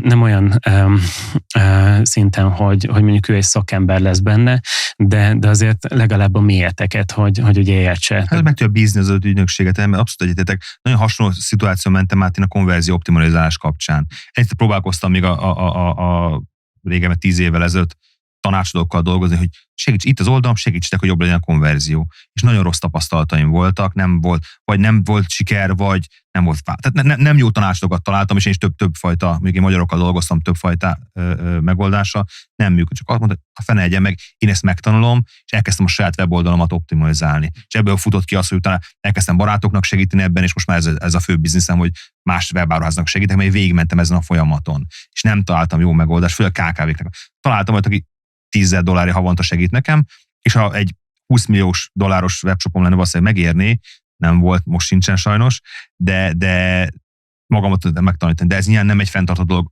500 másik dologra. Nem lett egyszer ember Facebook szakértő, ad szakértő, piactér szakértő, konverzió szakértő, és még pénzügyes is, meg minden más is. Nyilván az egy ilyen általános vállalkozói jelenség, és én magam is belefutok abba, hogy a saját időmet nem becsülöm elégét, nem fókuszálok azokra a dolgokra, amelyek kell, és minden másra pedig akár pénzért felvenni valakit. De egyébként ezek az életmódra is igaz. Tehát egy takarítónő tipikus, direkt mondok olyan példát, ami nem e-commerce-es, mindenki tud takarítani, mindenki tud felmosni, porszívózni, vasalni, stb. De mennyire értékeled az idődet? Tehát egy vállalkozós vezető ideje az nem 5000 forintos óradíjba kell mérni. Ha igen, akkor nagy baj van, akkor azt nem kell vállalkoznia, hanem a sokszoros 50, 100, 200 ezer forintos óradíj, implicit óradíjjal kell gondolkodni, mert azt időt ő vállalkozásra tudja fordítani, akkor nagyságrendben nagyobb bevételt, megtérést tud hozni. Tehát adjuk ki ezeket. Tehát mondom, akár a takarítónőtől kezdve nyilván a bármifajta kereskedelmi, a logisztikát, ha ki tudjuk szervezni, az is jó, a piactér menedzsmentet, a PPC menedzsmentet, amit nem mindig éri meg, valamit érdemes házon belül tartani, akár saját szakemberre, az a legrosszabb eset, a legtöbb esetben, hogy a vállalkozás vezető legyen ennek az egyedüli szakértője. Igen, az nagyon veszélyes tud lenni. Igen, meg általában ott vannak az elcsúszások, és az, hogy mondjuk mindent magára vállal akár az adott személy, és aztán valójában pedig semmiben sem készül el. Tehát ugye van ez a jó kis mondásunk, hogy ki sokat markol, keveset fog, és ez valóban igaz itt ebben az esetben is, hogy egyszerűen nem lehet szana szétszakadni és mindenfélét csinálni, vagy inkább azt mondom, hogy csak ideig, óráig, meg egy bizonyos növekedési szintig. Tehát mondjuk például amikor Amerikába mentünk legelőször, akkor én éves 180 millió forintig teljesen egyedül elvittem a céget. De ott viszont már utána kellettek munkatársak, kellettek alvállalkozók, kiszerveztük ugye mi is a raktározást, kiszerveztük a marketinget, ugyebár az Amazont azt végül mi megcsináltuk annó így magunknak, tehát ott házon belül lettek ugye emberek felvéve rá, de alapvetően nem lehet mindent is csinálni, és pont ez a csak laptopról dolgozok baliról modell, ez egyáltalán nem működik. Volt olyan, hogy mondjuk, hogy én is Ciprusról dolgoztam a laptopomon, csak éppen szabadságon voltam azon a héten, csak be kellett ugranom, de alapvetően nem ez a jellemző, hogy csak ilyen napi 1-2 óra munkával mindent megold az ember, vagy igazából annak lehet, hogy olyan eredménye is lesz, tehát lehet, hogy akár megint ez az ideig, óráig működik, de ez az abszolút nem hosszú távú terv. Így van, ez az egy teljesen más beszélgetés, hogy a cégen belül hozzunk létre egy szakértői pozíciót, PPC-re, Amazonra, bármire, vagy kiszervezik, az még egy másik matek. Én arra mondtam ezt, hogy a cégvezető nem feltétlenül kell, hogy mindent maga csináljon. Manapság egyre népszerűbb egyébként a YouTube-on, meg ilyen csatornákon, hogy 10-20-50-100 millió dolláros biznisz egy embert sem, ez AI-t beveti. Én azért elég erős kétségeim vannak, hogy jelenleg ez még működhető. AI zseniális, ilyen rengeteg mindenre lehet használni, és kell is használni, mert most már nem is, hogy versenyelő, hanem az versenyhátrány, ha nem használod. Pontosan. De még nem váltja ki azért egy kompetens csapatot. Lehet, hogy kifogja pár év múlva, most még egyre nem, viszont mindenkinek a munkáját tudja segíteni. Tehát használni kell az AI-t, de még nem azzal, hogy kiváltsunk minden kollégát, hanem hatékonyabban tesszük, vagy esetleg később kell felvenni valakit, mert még egy kollega eddig X-et csinált, most 3X-et meg tud csinálni, ezért később van az a pillanat, amikor fel kell venni egy újabb kollégát, de egyenlően még azért ezeket nem lehet megúszni, ezeket a csapatbővítéseket. Igen, rengeteget segít az AI, meg tényleg használni kell. Tehát ez most már egy egészen alap. Hétköznapi működésben, rengeteg operatív feladatban fantasztikusan tud segíteni. Maga az Amazon is rengeteg AI-t használ, akár így a PPC elemzés részéről, akár listing elemzés részéről, és igazából most már pont abban a korban élünk, hogy nem csak a magának a vásárlónak kell eladnunk, hanem gyakorlatilag az AI-nak is, és igazából ezt a kettőt kell megfelelően ötvözni, mert például pont az Amazon is úgy sorol minket előre, hogy az AI algoritmus is figyeli a termékeket, mennyire lehet releváns a vásárlók számára, akár a PPC-t is ugye így jeleníti meg, hogy ők a háttérben vizsgálják azt, hogy amúgy korábban mennyien kattintottak rá a kereső oldalon az adott termékre, azután mennyien vásároltak, és ugyebár ő ki tudja számolni ezt, hogy nekik lehet, hogy mondjuk például a mi licitünk az adott kulcsszóra az magasabb, mint másnak, viszont a másik terméket pedig többen vásárolják meg a végén, és ezáltal az Amazonnak nem csak ugye az Amazon Ads-ből származik bevétele, hanem utána a logisztikából és a jutalékból is. Tehát ugyebár ezt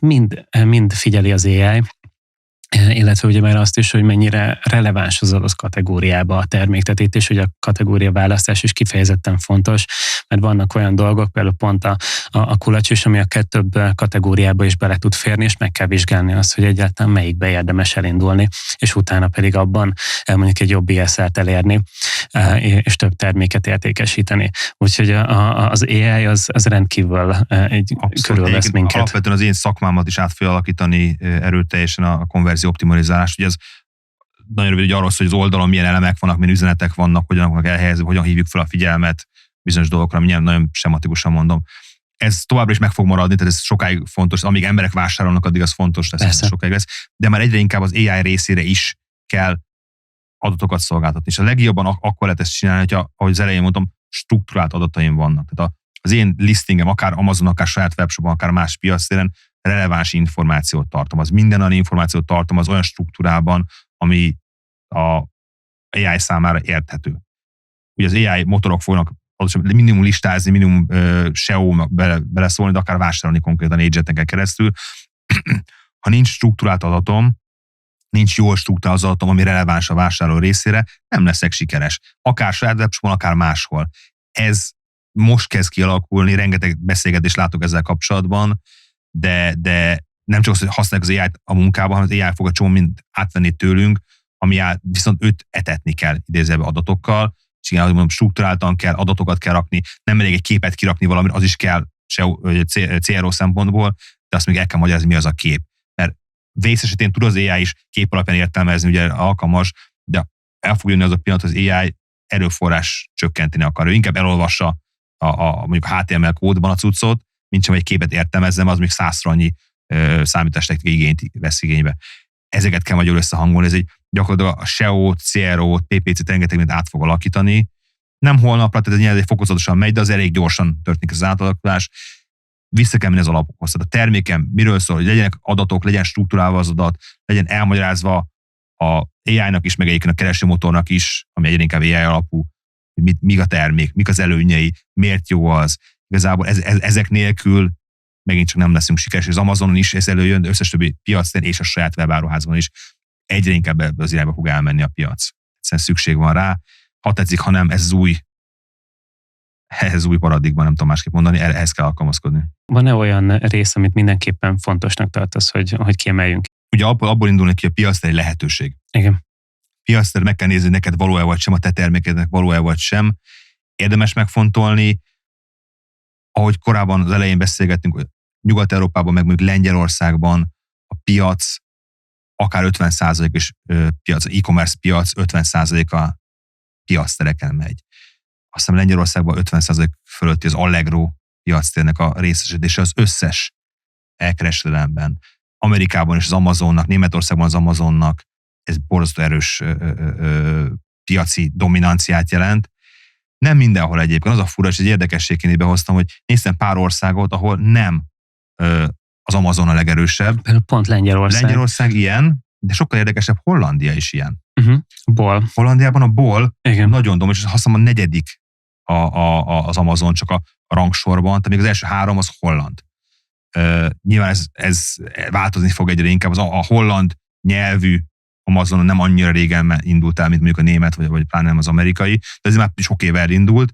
És igen, Lengyelországban az Allegro-t nem tudja az Amazon. A giganagy, sok 100 milliárd dolláros háttérével nem tudja az Allegro-t igazából megszorítani, mert annyira bele van ivódva a napi működésbe az Allegro. Mint máshol az Amazon.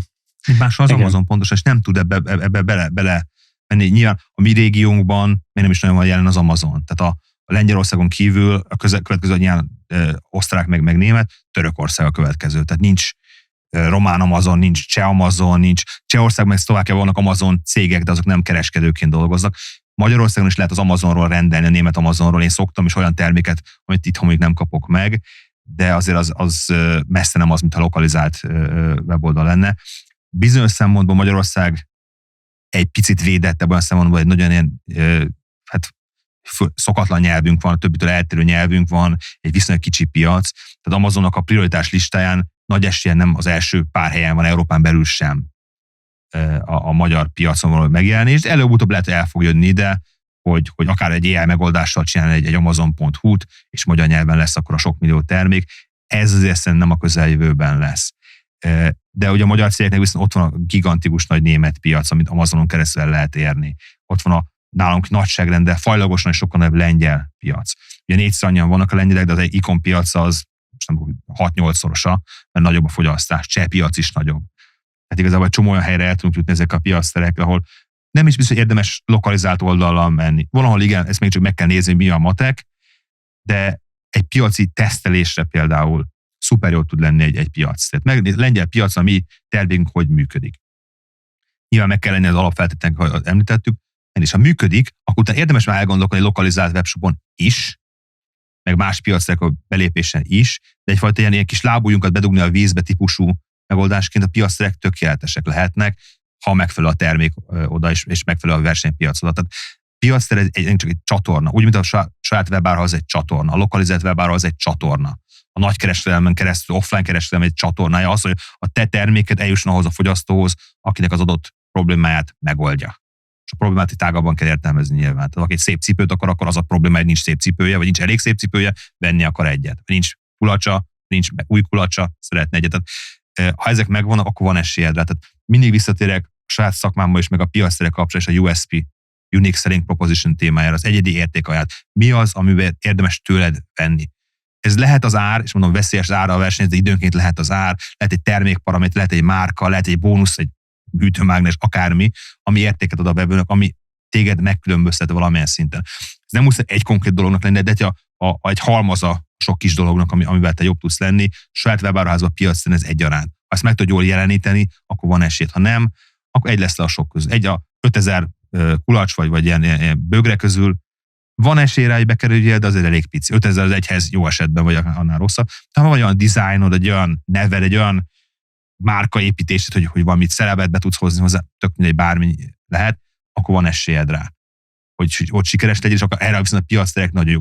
Arra a piacterek mindenképp jó, hogy nagyon gyorsan tudsz rá skálazódni. Igen. Tehát egy Amazon eladni napi 500 terméket Amazonnak az csepp a tengerben. Neked nyilván logisztikailag minden szempontból bírni kell, még ha FBA-s dolgozol. Nekünk azóta nagy probléma meg a saját termékeinkkel, hogy ha elindult sikeresen, akkor nagyon gyorsan elfogyott. Mert számítottunk mondjuk napi 20 termék eladásra, úgy számoltuk, hogy már látjuk, hogy mennyi van, akkor utáltunk rendelni, és akkor van egy lead time, beérkezik időben. De amikor elindultunk, akkor napi 100-at adtunk el, akkor 5-szöröse volt a várhatónak, és nagyon gyorsan elfogyott. És akkor viszont kiesik, akkor nincs termék, akkor lejjebb sorolnak, tehát igazából ez is, tehát a skálázódásnak is vannak nehézségei, de nyilván alapvetően ez egy pozitívabb dolog, mint hogyha nem adnád el a termékedet, ezt le kell tudni követni, de logisztikailag, meg kereskedelmileg erre a piacrek szuperek. Nagy mennyiségű árut könnyen el tudnak adni, nagy mennyiségben hozzáférnek a piaci szereplőkhöz, a vásárlókhoz.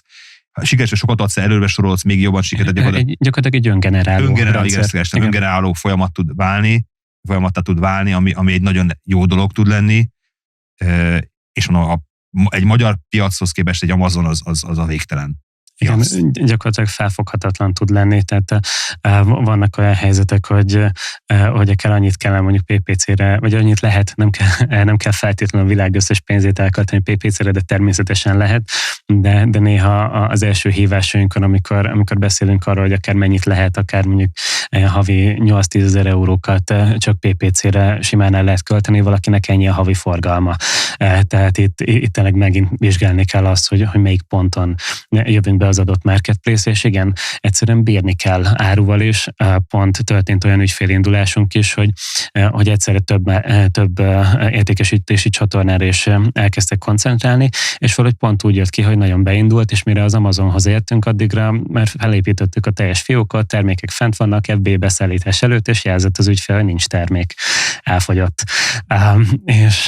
És úgymond ez egy jó probléma, de azért akkor is számolni kell vele. Nem, ez egy jó probléma, mint nem menne a terméked, az egy valós, amilyen beraktál energiát, és nem tud kiszolgálni a piacot, és ha jó a piacok, előbb-utóbb jönnek a versenytársak. Tehát ilyen szűz piac, ilyen blue ocean piac nagyon ritkán van, és nem is mindig jó.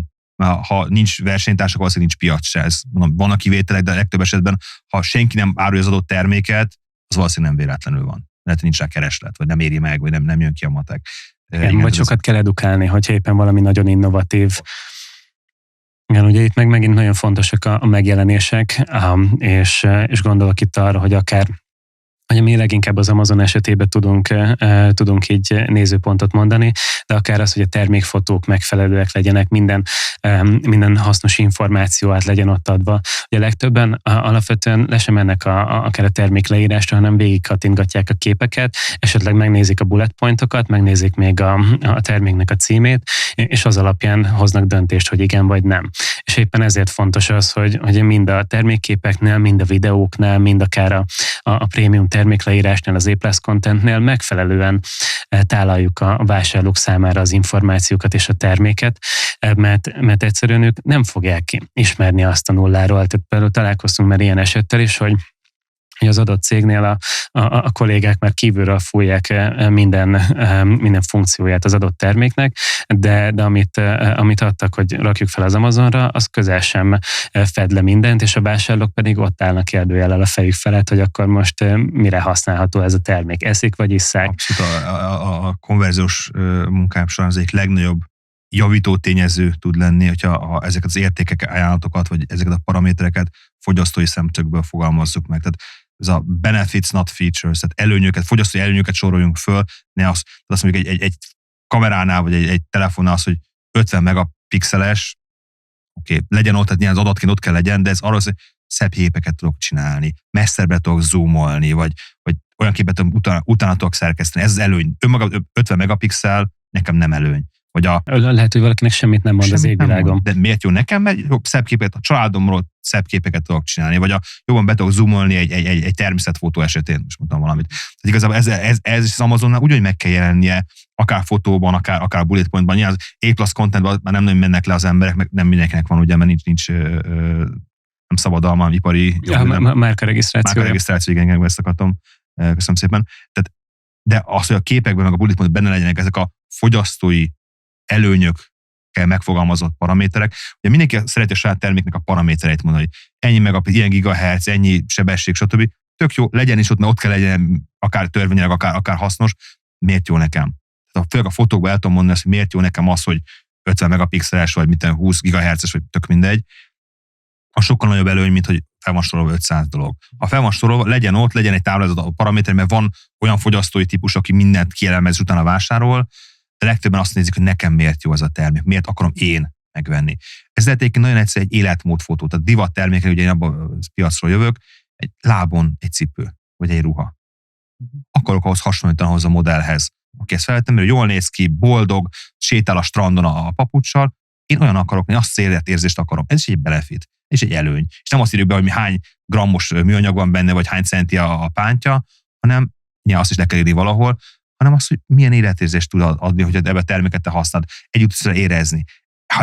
Ha csak ezt elkezdenék az emberek saját webshopon, meg ilyen piactereken jobban kiemelni, már nagyságrendekkel előbb lennénk, mint ha most vagyunk. Igen, abszolút látjuk azt bizonyos esetekben, hogy úgy próbálják megoldani ezeket a terméklistázásokat adott cégek, hogy úgymond az ilyen bare minimumot hozzáadják, és mondjuk feltöltenek néhány, most akár mondjuk a lábbeli példánál maradva, azt mondom pont egy nagyon jó példa erre, hogy mondjuk feltöltenek néhány sima fehér hátteres képet.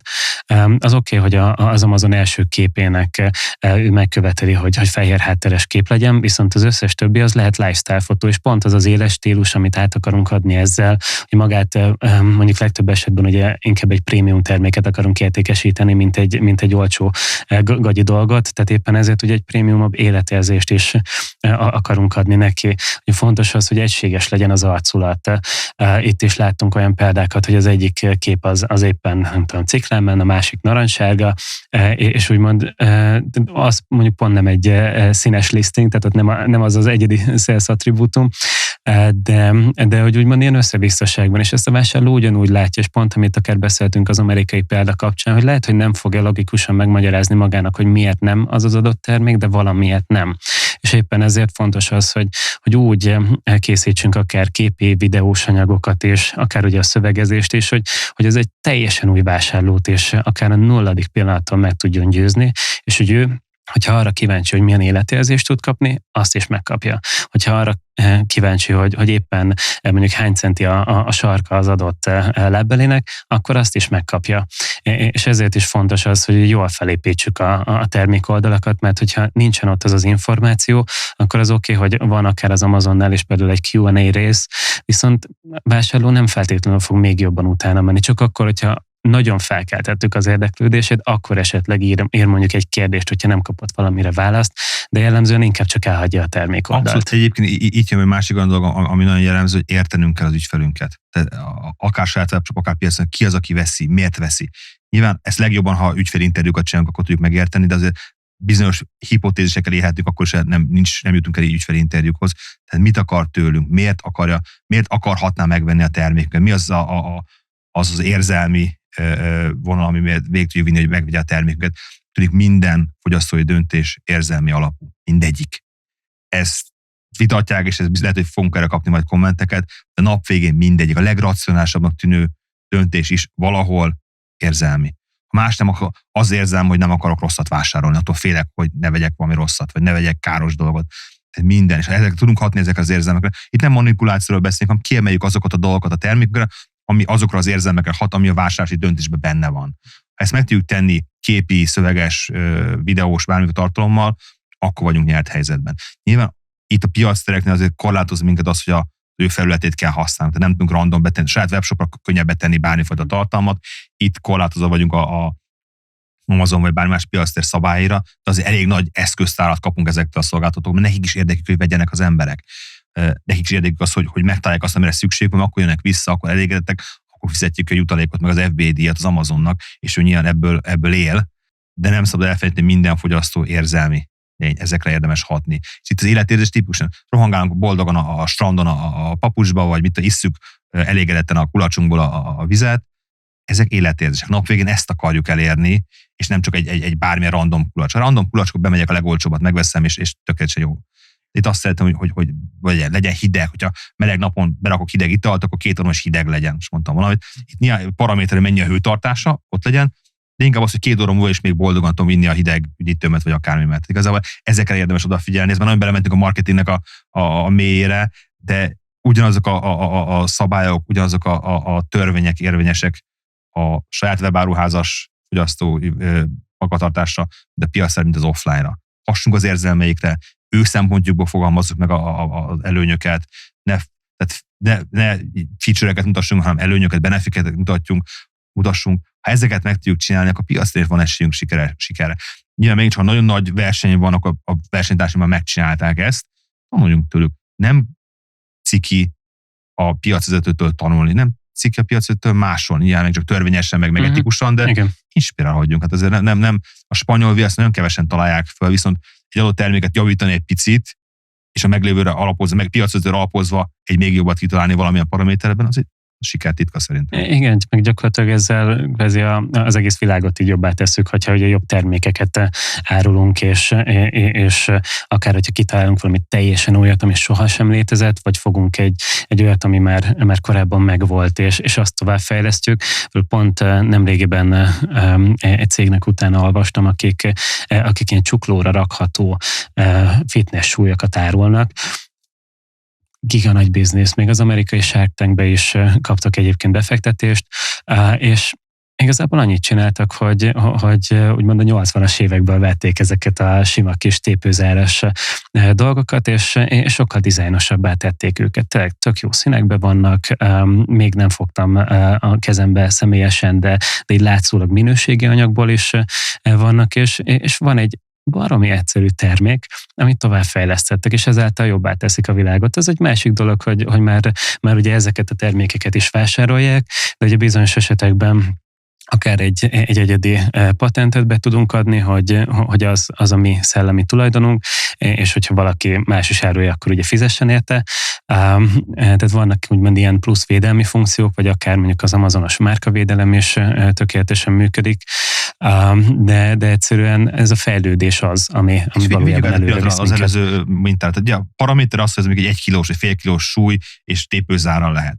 Már egy erősebb benefit, hogy amikor erős tépőzárban nem esik le. Ó, igen. Az egy tök jó előny, hogy nem fog hülyen nézni, hogy futok, és vittem, kiesik, elhagyom, vagy igen. Következő benefit, jól fog kinézni, olyan színekben, olyan dizájnokkal, hogy én menő leszek. Azáltal, hogy futok, jól fog kinézni, jobban fogom magam érezni, mert magabiztosak vagyok azáltal, hogy ezzel jól nézek ki. És így lehet ezzel továbbvinni, még tovább ezt a gondolatot. Ezt kell kiemelni. Ez egy tök jó innováció, ilyen viszonylag könnyen másolható, de tök mindegy. Ha van valami fél évig te vagy a piacvezető, vagy egy részpiacon, az egy zseniális dolog. Ha egész Amazonon, akkor az sok millió dolláros piac is lehet, de talált egy olyat, amivel külön tudsz lenni a többit, ami egyébként egy csuklós napvégén egy végtelen egyszerű termék, de találta az ember egy olyan valami extrát, amivel ebben a viszonylag sablon termékkörben ki tud tűnni. Nyilván kulacsnál is valószínűleg van, hogy te világít, vagy beszél hozzád, mit tudom, én most mondtam valamit, vagy kiírja a hőmérsékletet, az is már láttam. Például, igen. De és akkor az jók látom, hogy ez most meleg vagy hideg. Nyilván ezek egyéni kis apróság, nem mindegyik fog bejönni, de igen, ez egy tök innováció, jobbá tesszük a világot ezáltal, és kiszolgálunk egy olyan vevői igényt, ami lehet, hogy korábban nem volt ott. Nem gondolkodunk, hogy egy csuklós súly az nézzen ki jól. de nézzen ki, miért nem? Miért akár káz egy ékszer jellegű termék is. És konkrétan ez volt egyébként az ő egyik mondani valójuk, hogy ékszerként lehet így hordani. És egyébként valóban vannak olyan karkötők, amik egészen hasonló, ilyen design karkötők, és ez pedig egy súly. És tök jó, pont amit mondtál is, hogy ugye jobban érzi magát tőle az ember, akár úgymond így menőbb, közbe tesz az egészségéért, és igazából rengeteg benefitet fel tudunk sorolni mellette. Igen, én azt gondolom, hogy egy jó dolog maga a marketplace, illetve akár ezek a marketplace stratégiák is abban, hogy egy kicsit úgymond felpesdítik még a versenyt, és kvázi kényszerítik a cégeket arra, hogy fejlesztenek, és legyenek új dolgok, mert valójában ez eddig is így működött, viszont most nekem valamelyest az a meglátásom, hogy a marketplace-ekkel is ez abszolút felgyorsult így az elmúlt években, pláne ugye így, hogy az Amazonon is az eladók java része nem az Amazon, hanem third party sellerök, és gyakorlatilag itt is akár ugye magyar KKV-k is adnak már el Németországba és az amerikai Amazonon is, meg ugye a helyiek, és ez pedig egy fantasztikus fejlődési lehetőség. Abszolút, azt is hozzátenem egyébként, hogy itt beszélünk a fejlődési lehetőség, de egyben ez egyfajta védekezési stratégia is. Tudjuk, a konkurenset, ha fönn van a magyar piacról beszélünk, fönn van mondjuk az Emagon, a Pepitán, a Fizzen, meg az Allegron, és te nem vagy ott, akkor ő azokat a fogyasztókat el fogja vinni, aki tiéd is lehetne. Tehát Magyarországon még mindig meglepően még viszonylag fragmentált a piac. A top 3 kereskedő 25%, most nem tudom pontos számokat, de messze nem olyan domináns a top 3 kereskedő, mint egy lengyel vagy egy német piacon. Tehát még mindig sok a kicsi, a közepes webshop, a nagyok és nagyon szépen fejlődnek, de még nem annyira dominánsak, mint a nálunk fejlettebb piacokon. Tehát még van lehetőség. Van lehetőség a piacterekre felkerülni, és van lehetőség saját jogú webáruházzal is még növekedni. Tehát ezt mindenképpen érdemes ide tenni. Tehát nem csak arról van szó, hogy hol tudsz fejlődni, hanem bizonyos szempontból védekezési taktika is lehet az, hogy a piactereken is árulsz. Mert például ott volumen tudsz szerezni, akár még viszonylag kisebb ár, és a matek azért jön ki, nagyobb volumen tudsz lenni a beszállítótól, nagyobb kedvezményt tudsz elérni. Hatékonyabb tud lenni a logisztikát, hatékonyabb tud lenni a háttér adminisztráció. Tehát csomó olyan előnyt tudsz szerezni a volumen által, ami piacterek nélkül nem biztos, hogy megvalósulna. És legtöbb magyar KKV esetében nem feltétlenül az Amazonon gondolkodnék első körben. Van ilyen kivétel, akik igen, hanem a regionális piacokon, a magyar piactereken. A Fizz, Pepita helyi magyar tulajdonú piac. Ugye a Fizzt azt szoktam kiemelni, mert ott van mögött az egész OTP csoport, OTP-nek a leányvállalata. Ott van a Pepita, amit olyan vállalkozók alapítottak, akik a szállás.hu-t felépítették egy nemzetközi sikerré. Tehát azért nagy tudás, nagy tőke, nagy tapasztalat van mögöttük. De itt van a Magyarországon már régóta itt lévő EMAG. Itt van az Allegro, aki a legnagyobb lengyel piactér, és sokkal nagyobb piacon domináns szereplő, ilyen olyan tudással, olyan tapasztalattal van, ami hatékony lesz. Ők egy picit lassabban épülnek be a piacra, mert ők ilyen óvatosabb stratégiát választnak, de biztos, hogy erős szereplő, ugye már most is a piacnak, és erősebb szereplő lesz a jövőben, azt a tudást, amit Lengyelországban megszereztek, azt itt is érvényesíteni fogják. Vannak ilyen kisebb piacterek, beszélünk szakpiacterekről, nyílnak újabbak, helyi szereplők is, tehát igazából ezt érdemes mindenképp ebbe irányba elindulni, és ha megvan az a fajta struktúra, fegyelmezettség, listázási tapasztalat, ami Magyarországon működik, akkor lehet elindulni a regionális piac, ezeknek a piactereknek a regionális változat. Pepitának is, Emagnak is, Allegrónak is van, nem, környező országban van egy csomó más piactér is, a tőlünk délre lévő országban az Eponuda például elég erős, Baltiámon a Pigu, a Kaufland, Németországból itt van egy csomó cseh, szlovák piacokon ott van. És egyre jobban fejlesztenek. De egyébként piactere van például a Zalandónak is, tehát a nagycipős divatvebáruháznak is van piactere, picit macerásabb oda bekerülni, de nem lehetetlen, ha ilyen jellegű terméked van. Decathlon, tehát igazából csomó lehetőség van, ezeket érdemes kihasználni, megtalálni, mi való neked, és igen, érdemes a következő szinten meg az Amazonon is gondolkodni, ha olyan a terméked, ami Amazon piactéren esélyes. Ugye nem csak a piacot kell nézni, hanem mondjuk a logisztikát, ha valami súlyzókat árulsz, akkor lehet, hogy nehéz lesz mondjuk nagyon messze szállítani, mert a szállítási díj esetleg kilövi a árésedet. Mi ezt próbáltuk egyébként annak idején, és nem volt túl könnyű meg lehetett csinálni, de nem volt könnyű ezt megcsinálni, Amazonon gyakorlatilag nem működött. Tehát ezek tehát magyar piacterek, regionális piacterek, globális piacterek, mindegyiknek lehet szerepe. Én a legtöbb magyar KKV esetében a magyar piacterekkel, vagy a Magyarországon is jelenlévő nemzetközi piacterekkel kezdenék, egész egyszerűen a könnyű, kisebb ellenállás irányában elindulva, és ez felépíti azokat a azokat az izmokat, ha úgy tetszik, begyakoroltatja, ami után lehet menni a nagyobb piacterekre, akár az Amazonra is. Mondom, van kivétel, olyan terméked, ami rögtön Amazon képes, hajrá, csináljuk. Akár európai, akár amerikai Amazonra is lehet menni, meg kanadai, mexikói, tehát igazából onnantól kezdve rengeteg japán, tehát igen, te jobban tudod ezeket, nyilván ismered, de nem csak egy-két-három piac, hanem akár itt 100 milliós emberrel rendelkező piacokra is lehet jutni Amazon által. Én a legtöbb esetben nem az első lépés megtekintem az Amazont, de mindig vannak kivételek is, persze.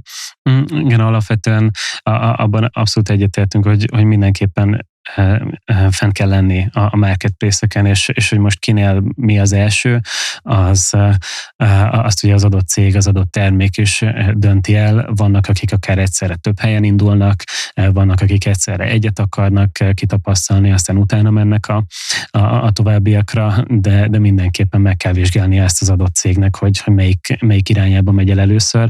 Viszont, hogyha utána mondjuk akár beindul egyen sikeresen, vagy kettőn, akkor a többi gyakorlatilag asztalon hagyott pénzt tud lenni, hogyha szintén így a kategóriájába belefér, csak nem mennek tovább. Lehet, hogy mondjuk éppen a versenytársak ott mondjuk gyorsabban lépnek, és akkor az egy verseny, ez egy újabb versenyhelyzet lesz, de az nagyon fontos, hogy egy cégnek az életében megfelelő ponton lépjen be akár az Amazon, akár más marketplace, mert hogyha netán nincsen rá fókusz, akkor az teljesen el tud menni.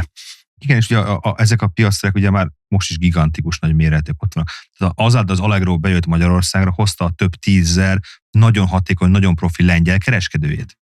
És ugye a lengyel, ha fejlettebb is a piac, nagyobb is, ezek brutális versenytársak tudnak lenni. Eleve a lengyel gazdaság az sokkal jobban növekszik, mint a magyar, lengyel cégek nagyon-nagyon erősek, nagyon hatékony, és azért a másik szempont értik a magyar, ugye beszélünk, mások a piaci pszichológia, de azért hasonlóbb. Egy lengyel jobban érti a magyar fogyasztók igényeit alapesetben, mint egy német, vagy egy francia, vagy egy amerikai, és ők ezek tudják ezt a tudást hozni. Tudják ezeket a szolgáltatásokat, ezeket a terméket hozni, és itt vannak. Az Allegro ott van az sok 10 000 sikeres lengyel kereskedő. Ez nem fog változni, ez a te piacot megeheti akár anélkül, hogy felmennél rá. Ha nem tudsz felmenni, az egy másik kérdés, akkor el kell gondolkodni, hogy milyen üzleti stratégiát folytassál, de ha ők ott vannak és sikeresek tudnak lenni, akkor neked is olyan kell alakítani a cégedet, ha most nem olyan, hogy te is tudjál ott lenni, meg fogj enni. És Allegro nagy. Tehát ő a nagy gorilla a piacon, most még nem látszik annyira, mert mondom, még óvatosabban lépnek be a piacra, az egyre erősebbek lesznek. Nagyok, Lengyelországban az egy giganagy lengyel piac, 50% az övék, azt a tudást ide elkezdik bevetni, nagyon gyorsan egy nagyon nagy rombolást tudnak végrehajtani a magyar kereskedők körében, amit azzal lehet kikerülni, te is kerülj fel oda. Nem egyszerű. Fejlesz a termékeden, fejlesz a cégeden. Fejlesz a cégeden, pontosan. Fejlesz. Ugye nagyon fontos, hogy a saját webáruházadban csomóan értékajánlatot tudsz adni, amit a piactéren nem. Tehát amikor kedves az ügyfélszolgálatod, és mindent megold, ez egy tök nagy versenyen tud lenni. Ezt a piacra nem tud érvényesíteni. Ha gyorsan szállítasz, másnapról ott van, ha este 8-ig megrendi a terméket, másnap reggel ott van, ezt a legtöbb piactér nem tudja még Magyarországon csinálni. Ilyen Amerikában vannak akár 4 órás szállítási ablakok is, meg piactér még nem tudja általában. Te megtudod. Ezeket az előnyöket elbukod egy piactéren. Tehát neked sokkal inkább termék specifikusabb előnyöket kell megtalálnod. Ha ilyen egyáltalán nincsen, és te vagy az 500. Nike cipő árusítod, viszont majd a saját webshopon sikeres vagy, mert a többi szolgáltatás mellett nagyon jó, ez egy tök legitim versenyhelyzet, akkor nem biztos, hogy piactér való neked. Akkor piactér nélkül kell versenyezni, ez ilyen.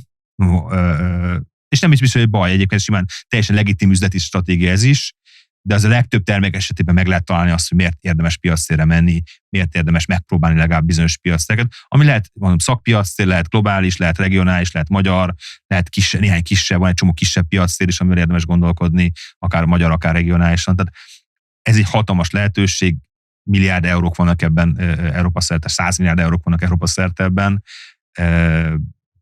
de meg kell találni megfelelő megoldást rá, és meg kell nézni, a terméked valóra vagy hozzá tehető. Marketplace konformát tehető vagy sem.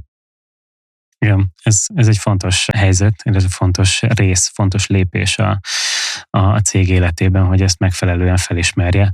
Ugye pont erre egyébként egy jó ablakot is ad, akár egy a Marketplace Summit, ahol pont ilyen szolgáltatókkal, illetve marketplace-ekkel is találkozhatnak majd a kereskedők, illetve a jövőbeli kereskedők. Egy pár szót mesélsz erről, hogy mi az, ami várható a következő eseményen? Marketplace Summitról, ugye, ahogy előtettük a podcast elején, ennek a konferenciának, ennek az eseménynek az a célja, a magyar piacon lévő elkereskedőknek és offline kereskedőknek bemutassuk azt, hogy a piactereken hogyan tudnak sikeresek lenni. Alapvetően 3 külön célcsoportot céloztunk meg, nem feltétlenül külön mindegyik, de elsősorban azokat célozunk, akik még nincsenek piactereken fönt. Itt meg lehet tanulni azt, hogy mik azok a sikertényezők, amikről most is beszéltünk részletesebben, hogy hogyan tud sikeres lenni egy piac, melyik piactér érdemes menni, hogyan válogass ki, milyen szolgáltatásokat érdemes igénybe venni egy piactér jelenlét előtt és közben, szoftveres, tanácsadó és egyéb. Mit nézzél meg a cégedben, milyen funkciókra van szükség, és itt akik most mennek fel a piacterek. A második az, akik már vannak piactereken, de szeretnék skálázódni, szeretnék nagyobbak lenni, több forgalmat elérni, több piactérre elmenni, több országba elmenni, tehát ne csak a magyar piacon legyenek jelen, ne csak egy piactéren, több piactéren, több országban, jellemzően regionális piactereken. Őknek is egy csomó haladó workshopunk lesz, előadásunk lesz, akkor pont ezeket a témákat dolgozzuk föl. Számos külföldi szakértőt is hívtunk meg. Ugye a piacterek területen, miután viszonylag új Magyarországon kevés jó szakember vannak, és ott is lesznek ezek a szakemberek, de nincsen sok belőle. Ez egy csomó tudás külföldről próbálunk elhozni, Lengyelországból, Csehországból, Romániából, reményénk szerint Németországból is. És a harmadik csapat, akivel szeretnénk szólítani, akik Amazonon szeretnék értékesíteni. Vagy már van webshopjuk, piacirányítők, de még Amazonon nincsenek rajta, vagy nincs is termékük, mert szeretnék Amazon bizniszt kialakítani, nem Lamborghini és Balis, hanem tényleg valódi, megalapozott, hosszú távon működő bizniszt, illetve akik egyszerűen érdeklődnek a témára, hogyan lehet Amazonon sikeresek lenni, hogyan lehet felkerülni, mik a tényezők, amik az Amazonnak a magyar számodból végtelen lehetőségeit ki lehet használni, ezekről is fogunk beszélni. Lesznek előadások. Tehát normál konferencia előadások, szakértőkkel próbáljuk az adott terület legjobb szakértőit elhívni, vagy Magyarországról, vagy a régióból. Ezt tavaly is sikerült, egyébként több mint 500 főt tudtunk ide hívni résztvevőként, és nagyon pozitív voltak a visszajelzések. Lesznek masterclass workshopok, ahol sokkal mélyebben egy szűkebb csoportba bele tudunk menni azoknak a technikai, gyakorlati megoldásokban, hogyan legyen sikeres kezdőként vagy haladóként egy webáruházba. Mind a 2 témához szeretnénk és fogunk is hozni sikeres magyar, illetve külföldi példákat, vállalkozókat, akiknek sikerült megcsinálni azt, hogy hogyan legyenek sikeresek egy webáruházzal, vagy bármilyen más termékkel piactereken. Illetve lesz egy úgynevezett Marketplace Agora esemény, ami nagyon kíváncsi vagyok, egy kísérleti jellegű formátum, ahol egy szűk körén kb. 10-15 emberrel beszélget egy szakértő, és gyakorlatilag ilyen interakciót szeretnék elérni, hogy ne csak arról legyen, hogy előadó beszél, hanem lehessen egymással beszélgetni, kérdezni, interaktálni, akár a résztvevők között, akár az előadó és a résztvevők között, hogy ilyen párbeszéd. Az egész formátum arról szól, hogy kapd meg te az információt, ott vannak a kiállítóink, akikhez oda lehet menni, kérdezni tőlük, de legalább annyira a többi résztvevővel is tudjál beszélgetni. Tehát kávésorok lesz, selfie fal, legyen egy interakció, beszélgessünk, cseréljünk információt, cseréljünk tapasztalatokat, alakuljanak ki üzleti kapcsolatok, és ezáltal azt nem mindenki jól jár. Nem csak a piactér szereplők, hanem mindenki, aki az elkereskedelemmel foglalkozik, érdemes itt lennie, de ilyen az a szemmel, hogy azért piacterekre szeretnénk menni. Egyébként február 4-én lesz Újpesten lesz az esemény, a marketplacesummit.hu oldalon tudok erre több információt kapni. Szuper. Azt gondolom, hogy ez mindenképpen egy hasznos esemény lesz azon cégek szempontjából, akik szeretnének marketplace-en értékesíteni, vagy pedig már értékesítenek, de szeretnének tovább fejlődni, illetve akár tovább menni több platformra is. Úgyhogy remélem, hogy sok izgalmas céggel találkozunk majd ezen az eseményen is. Van-e még benned bármi gondolat, amit megosztanál a hallgatókkal? Hát gyertek a Marketplace Summitra, azt tudom mondani. Egyébként lesz előtte egy VIP eseményhez, szeretnék jobban belemerülni a marketplace-ek világába, a szakértők és a piactér szereplők világába, akkor ha jöttök a Marketplace Summitra, akkor tudtok a VIP estére is jegyet venni, ahol még kisebb körben tényleg egy networking fókuszú estét fogunk tartani, ahol nagyon mélyen be lehet menni azokba a beszélgetésekbe, ami nagyon könnyen a következő üzleti partnered, beszállítót, szolgáltatódat itt fogod megismerni, és itt fog tudni üzleteket megalapozni. Ez egy még mélyebb szintje a dolgoknak. Korlátozott számban vannak erre jegyek, de ez talán a legnagyobb értékek egyike az esemény, ha erre is el tudsz jönni, és a Summitra is. 2 együtt szerintem hatalmas lökést tud adni annak, aki komolyan gondolja a piactér jelenlétét. A marketplace-eket gyakorlatilag csak komolyan lehet venni, úgyhogy ezzel a gondolattal is érdemes tovább menni. Mi ezúton köszönjük, András, hogy elfogadtad a meghívásunkat, és azt gondolom, hogy nagyon sok hasznos információt adtunk át a hallgatóknak, úgyhogy bízom benne, hogy nekik is hasznos volt ez a beszélgetés, illetve akár majd a Marketplace Summit is. Úgyhogy köszönjük szépen még egyszer, hogy itt voltál, és ma velünk tartottál. Én is nagyon köszönöm, hogy itt lehettek, köszönöm a meghívást, és nagyon sok sikert kívánok a podcast. Ez nagyon jó, hogy ezt a podcastet így csináljátok, és ezt a témát elevenen tartjátok a magyar piacon, hogy te bevezetitek. Szerintem ez egy szuper jó kezdeményezés, és drukkolok. És még egyszer köszönöm szépen a meghívást. Köszönjük szépen. Örülök, hogy itt voltál ma velünk. Hogyha tetszett az adás, és szeretnél még további hasznos Amazonos videókat nézni, akkor kattints ide, illetve iratkozz fel a csatornánkra.